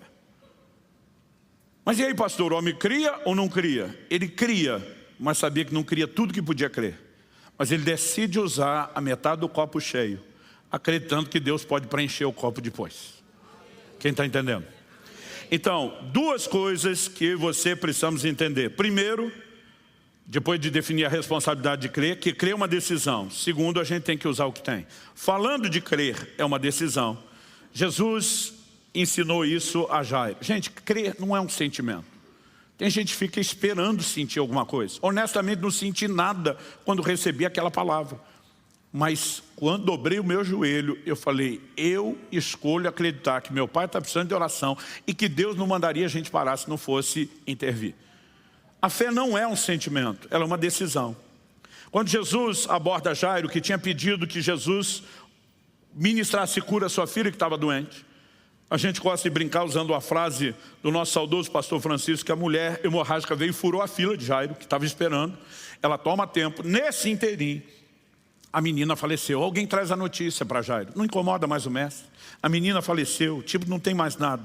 Nesse momento, Marcos 5,36 diz que Jesus vira para Jairo e diz: não tenha medo, apenas creia. A gente sempre diz: onde o medo entra, a fé normalmente não fica ou não opera. Mas onde a fé é ativada, é o medo que tem que sair. Jesus diz: sem medo, só fé, fé, fé. O que ele está dizendo? É sua responsabilidade de crer. Se Jesus fosse fazer independente da fé de Jairo, não precisava nem conversar com ele. Podia só olhar, dar um sorrisinho e dizer: sabe de nada, inocente, daqui a pouco vai ver o que eu faço. Mas ele chama Jairo para a cooperação. Não tenha medo, não deixa ninguém te desanimar, não deixa a circunstância e o relato derrubar a convicção que você tinha no coração de que um milagre vai acontecer. Não deixa nada mudar o fato de que eu prometi fazer algo por essa moça. Ah, mas o senhor não fez, demorou. Meu querido, se ele prometeu fazer e demorou para fazer, o problema é dele. Ele que resolve a situação, que paga com juros e correção monetária. Se piorou, não é mais cura, agora é ressurreição. Mas se prometeu, ele que faça. E nessa hora Jesus diz: ei, apenas creia. Ele está mostrando não só que é responsabilidade de Jairo, mas ele está dizendo: é a sua escolha, é você que decide. Quando nós entendemos isso, faz mais sentido a conversa de Jesus com aquele cego de nascença curado em João 9. Os versos 35 a 38 nos relata o seguinte: Jesus ouviu que eles tinham expulsado o homem, expulsaram da sinagoga. Ao encontrá-lo, perguntou: você crê no Filho do Homem? Ele respondeu: quem é, Senhor, para que eu creia nele? Jesus disse: você já o tem visto, e é aquele que está falando com você. Traduzindo: sou eu. Então ele afirmou: eu creio, Senhor, e o adorou. Jesus chega e diz: você já foi curado. Mas a fé que você precisa não é só para cura. O Messias não veio só para curar do lado de fora, ele veio para resolver os problemas do lado de dentro. Você crê no Filho do Homem? O cara diz: até hoje eu não conhecia ninguém, a não ser por vós, não entendia quase nada. Quem é? Jesus disse: sou eu, o que te curou. Ele disse: está resolvido, eu creio. Às vezes eu lia isso e dizia: não foi fácil assim. É lógico que esse camarada já tinha uma baita de uma evidência, de uma intervenção sobrenatural. Mas ao mesmo tempo Jesus está chamando ele para uma responsabilidade e ele escolhe: eu creio. E no mesmo instante a Bíblia diz que o adorou. Em Marcos capítulo 11, verso 22, nós já falamos disso em outros domingos, que a fé é um imperativo. Jesus diz: tenham fé em Deus. Agora, por que ele nos mandaria ter fé se a gente não pudesse escolher ter fé? Então crer é uma decisão. Então, eu já falei sobre esses episódios outras vezes, mas vou mencionar um de forma bem rápida e outra não tão rápida, não tão resumida. 2 momentos para mim foram cruciais no ensino de entender a responsabilidade de crer e que crer é uma decisão. Ou seja, a nossa responsabilidade é escolher crer.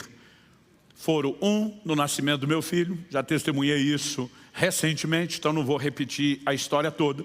Mas o Senhor me disse no dia daquela complicação toda, na hora do parto, o Senhor me disse: ou você fica sentado chorando e enterra essa criança, ou você se levanta e crê naquilo que eu já falei. E eu tive que escolher crer. Mas eu lembro de um episódio que aconteceu em 97. Eu acho que essa foi parte da preparação, porque foi um ano antes, ou quase um ano antes. Ele estava numa mudança que nós estávamos fazendo de casa. E eu casei no final de 95. Então era o início, o primeiro semestre de 97. Ou seja, 1 ano e pouquinho de casado. Eu pego uma caixa, era uma caixa plástica, mas ela estava cheia de louça. E estou falando que era recém-casado, para você entender que não era só a louça nova. Era aquelas cerâmicas que a gente ia ganhar de presente e nem tinha usado ainda. Esperando aquele momento especial. Aquilo que a Kelly tinha um carinho especial. E eu peguei aquela caixa. Eu percebendo que ela estava pesada, eu tive todo o cuidado de flexionar o joelho, de manter a postura ereta e levantei a caixa. Quando eu levantei e dei os primeiros passos, eu descobri que eu não ia dar conta de carregar a caixa. Era muito peso.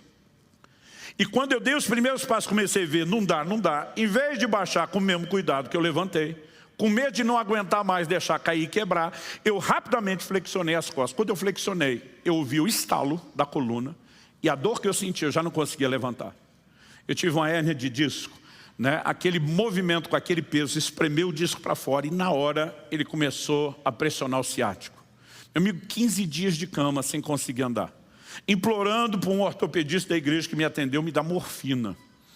Para você ter ideia do nível de dor que eu estava. Ele gerenciando: pastor, morfina não se brinca, não é assim, nós vamos tratar dessa forma, daquela, mas foi muito sofrimento.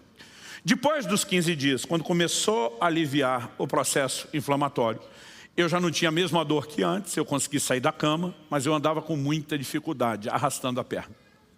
Então agora, 15 dias depois de eu estar andando, foram 15 parados, 15 depois, 1 mês depois do que aconteceu, eu saí para atender uma agenda, um compromisso que eu tinha e não queria desmarcar, apesar do meu estado. Fui pregar numa outra cidade, em outro estado. E eu lembro que eu subi o púlpito, foi uma dificuldade enorme para subir, para chegar no púlpito. Vim com a perna arrastando. E do jeito que cheguei, debrucei no púlpito. E falei para ele: gente, vocês perceberam o jeito que eu cheguei, meu problema é esse, estou com a hérnia de disco, estou com a situação assim, assado. Vim só para honrar minha palavra, nem queria estar aqui. Então vou ficar aqui debruçadinho para aliviar a dor, espero que você entenda. E estou pregando daquele jeito. No final da mensagem, o Espírito Santo fala comigo: chame à frente todos os que estão sofrendo de hérnia de disco. E eu vou curá-los. Eu comecei a rir. Falei: gente, casa de ferreiro, espeto de pau. Eu nesse estado, com a hérnia de disco, nesse nível que eu nunca tive, acabei de receber essa palavra de Deus. Falei: se a despeito do meu estado você consegue acreditar no que Jesus faz, sai do seu lugar, vem para frente. O auditório devia ter no máximo umas 400 pessoas.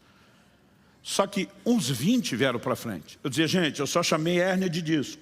Quem não for, volte. E todo mundo ficou. Eu falei, todo mundo é disso? A turma é.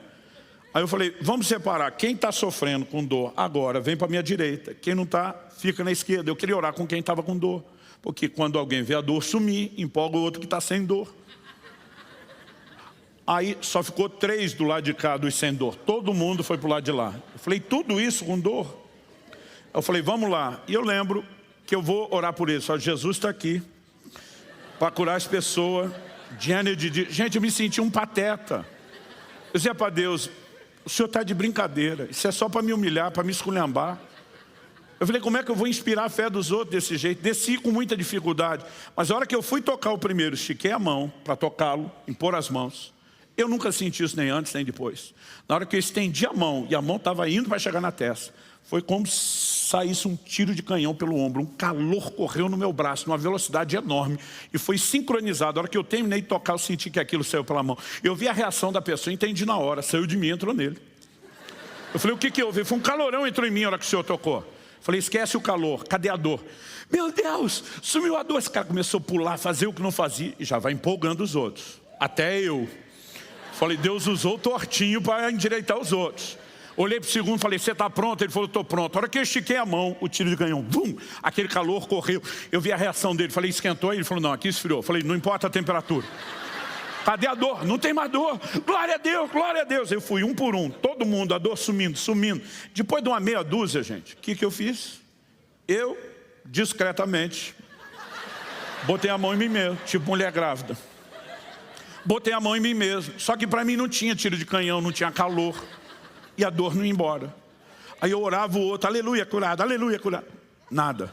Curado, nada. Eu vi todo aquele povo testemunhar que a dor sumiu, fazer os movimentos não podia, os que não tinham dor, né, pedir que fizesse os exames depois. E quando terminou a reunião, pensa num cara que ficou sentado, não voltou mais lá para cima, frustrado. Eu falei para Deus, sério, que o Senhor curou todo mundo e me deixou nesse estado? Eu falei, se alguém me acusar de falta de fé, eu recorro ao Supremo Tribunal Celestial, em última instância. Eu falei, eu parei tudo. Eu fiz papel de ridículo, porque eu acreditei no Senhor, eu andei em cima da palavra que o Senhor me deu. Falei, se alguém me acusar de falta de unção, também recorro ao Supremo Tribunal Celestial. E o calorão, e o tiro do canhão, a unção estava lá, não era falta de unção nem de fé. Por que é que eu não fui curado? E tem hora que a gente pergunta, que é mais um desabafo do que uma expectativa de resposta. Eu honestamente não esperava uma resposta. Mas o Espírito Santo falou para mim, o propósito dos dons não são para benefício próprio. É para você servir os outros. O que funcionou para outros não vai funcionar para você.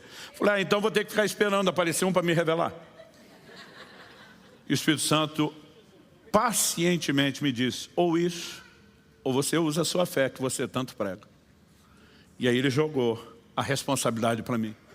Jogou a batata quente no meu colo e disse, escolha você. Naquela hora eu fiz uma escolha. Falei, eu vou crer. Eu vou receber essa cura.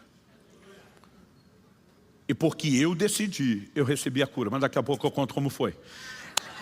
Vai fazer sentido contar depois. Então, tenha paciência. Aquele pai decidiu crer, o que é que ele falou? Eu creio, ajuda a falta de fé. Ou seja, eu vou usar o que eu tenho e depois eu resolvo o que eu não tenho.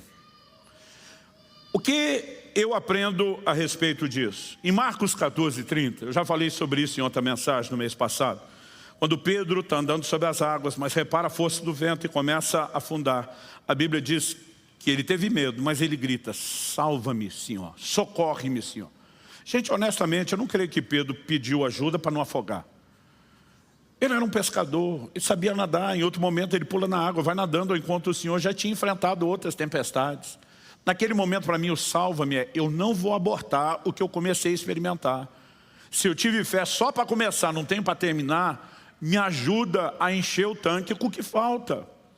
Quando eu e você decidimos usar o que temos, nós precisamos acreditar que Deus pode nos dar aquilo que nós não temos. Quem está entendendo, diga amém.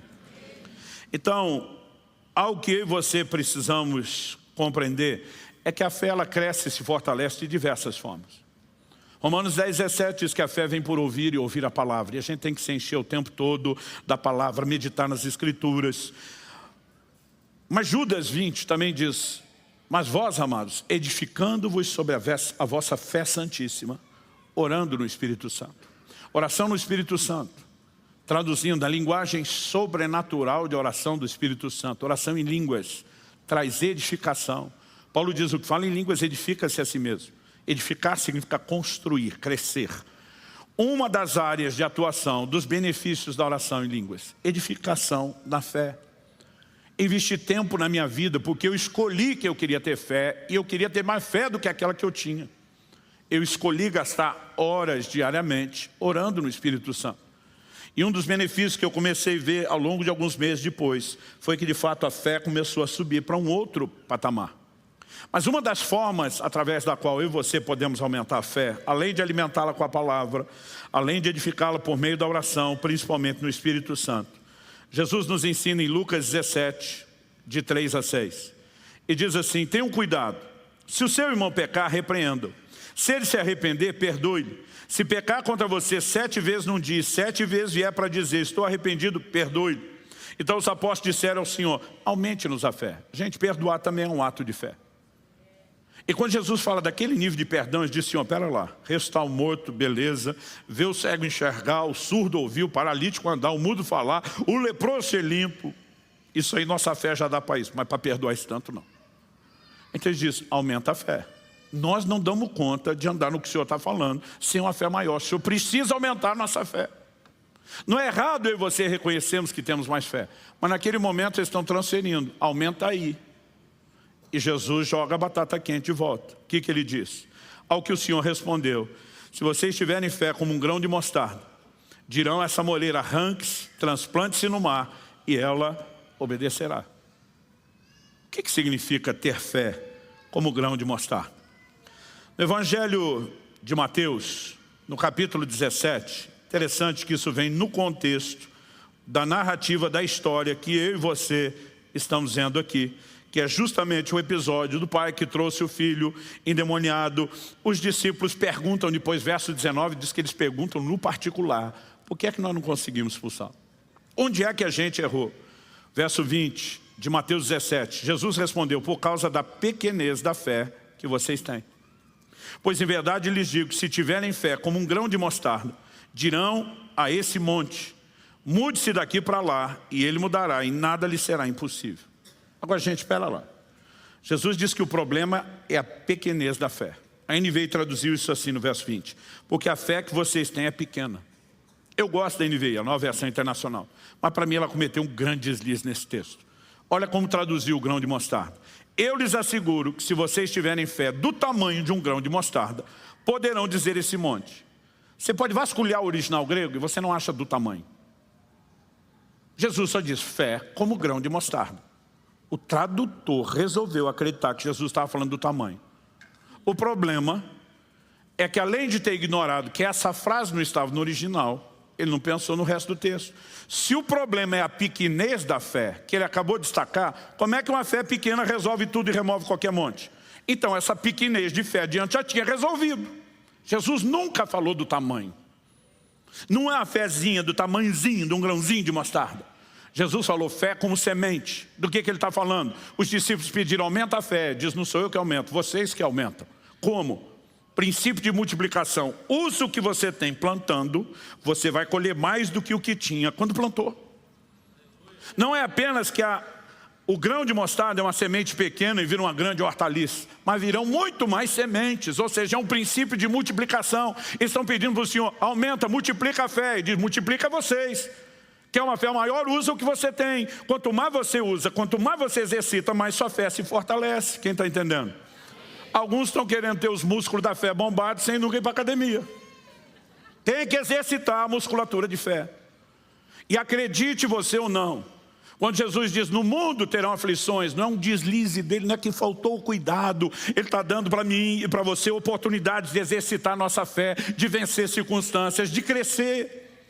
Agora, é nossa responsabilidade usar aquilo que a gente tem, para que então, a partir disso, a gente comece a alcançar aquilo que não tem. Então vou voltar na hérnia de disco. Eu tomei a decisão, vou viver um milagre, até porque o ortopedista da igreja estava me atendendo. Ele falou para mim: nem cirurgia resolve o seu problema. Falei: pastor, o negócio aqui é tão sério, eu não opero, não conheço ninguém que tem coragem de operar, porque é possível esse quadro piorar.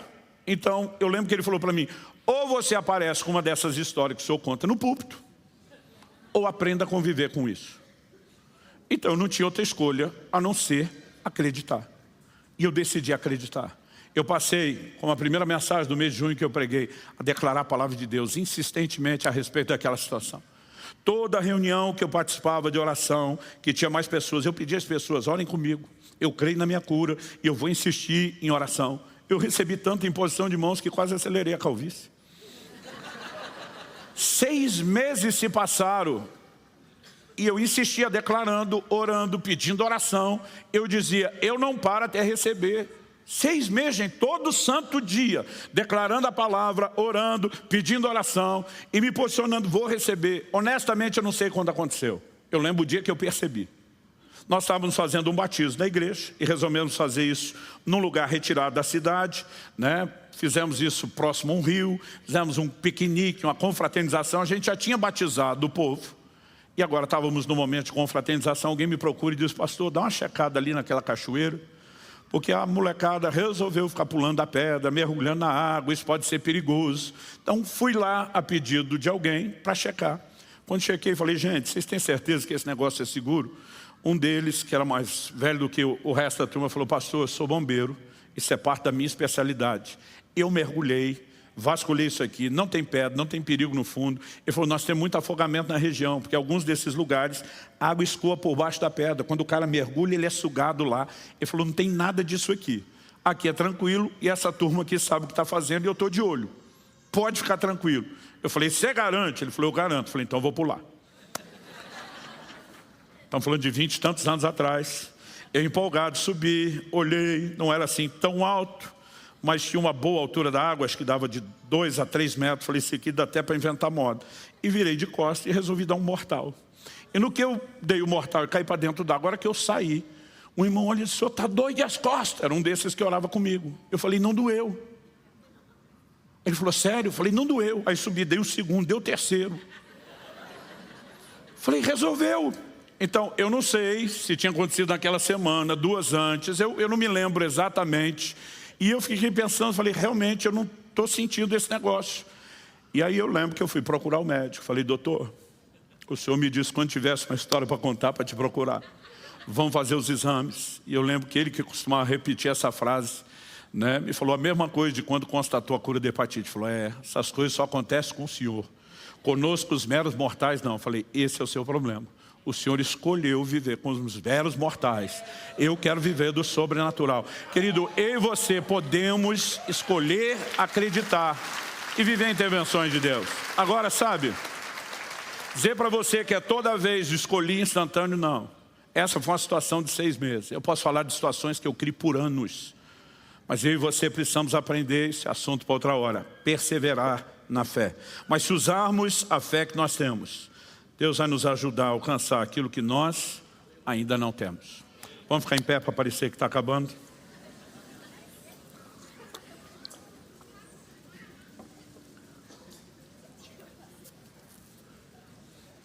Eu gosto muito de uma frase, eu não sei se é dele, mas li num dos livros dele, de John Bevere.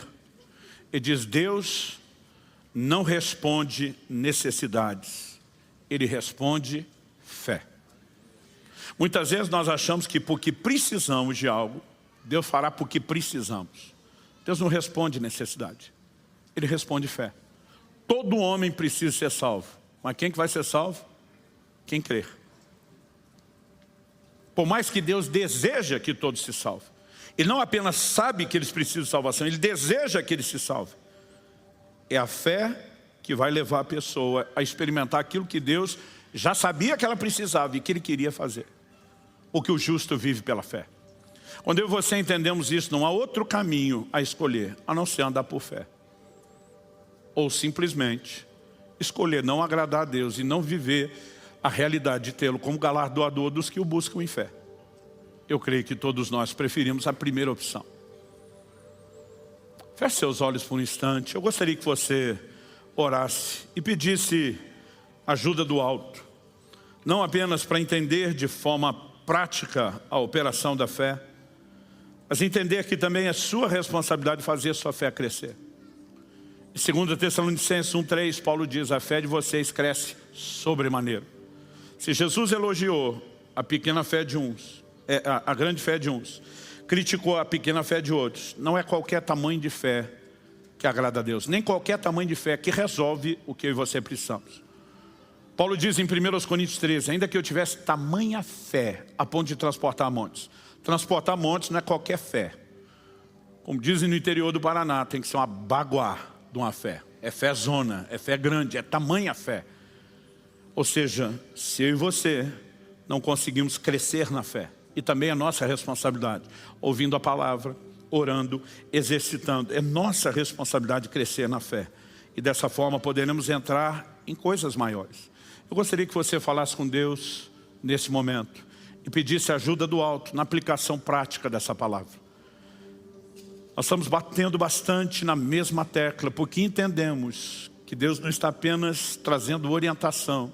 Nesse tempo, Deus está trazendo, além de ênfase, um despertamento à nossa fé. Ele quer nos levar a um lugar de experiências novas e maiores. Senhor, estende a tua mão, derrama a tua graça sobre cada um de nós e ajude-nos não apenas a entender e absorver os princípios compartilhados, mas também a praticá-los. Eu oro pela bênção do Senhor sobre cada um. Eu oro por entendimento claro, personalizado, vindo do teu Espírito, no íntimo de cada um. Para não apenas cada um dos meus irmãos e irmãs se localizarem onde estão, mas entenderem onde o Senhor deseja levá-los. E eu clamo por uma atuação tua, não apenas aqui e agora, mas a partir de agora. Que ao final dessa reunião, aquilo que o Senhor começou a falar e a fazer, não termine. Pelo contrário, cresça e se intensifique. Nós oramos em nome de Jesus e para a glória de Deus. Se você crê e concorda, diga amém. Amém.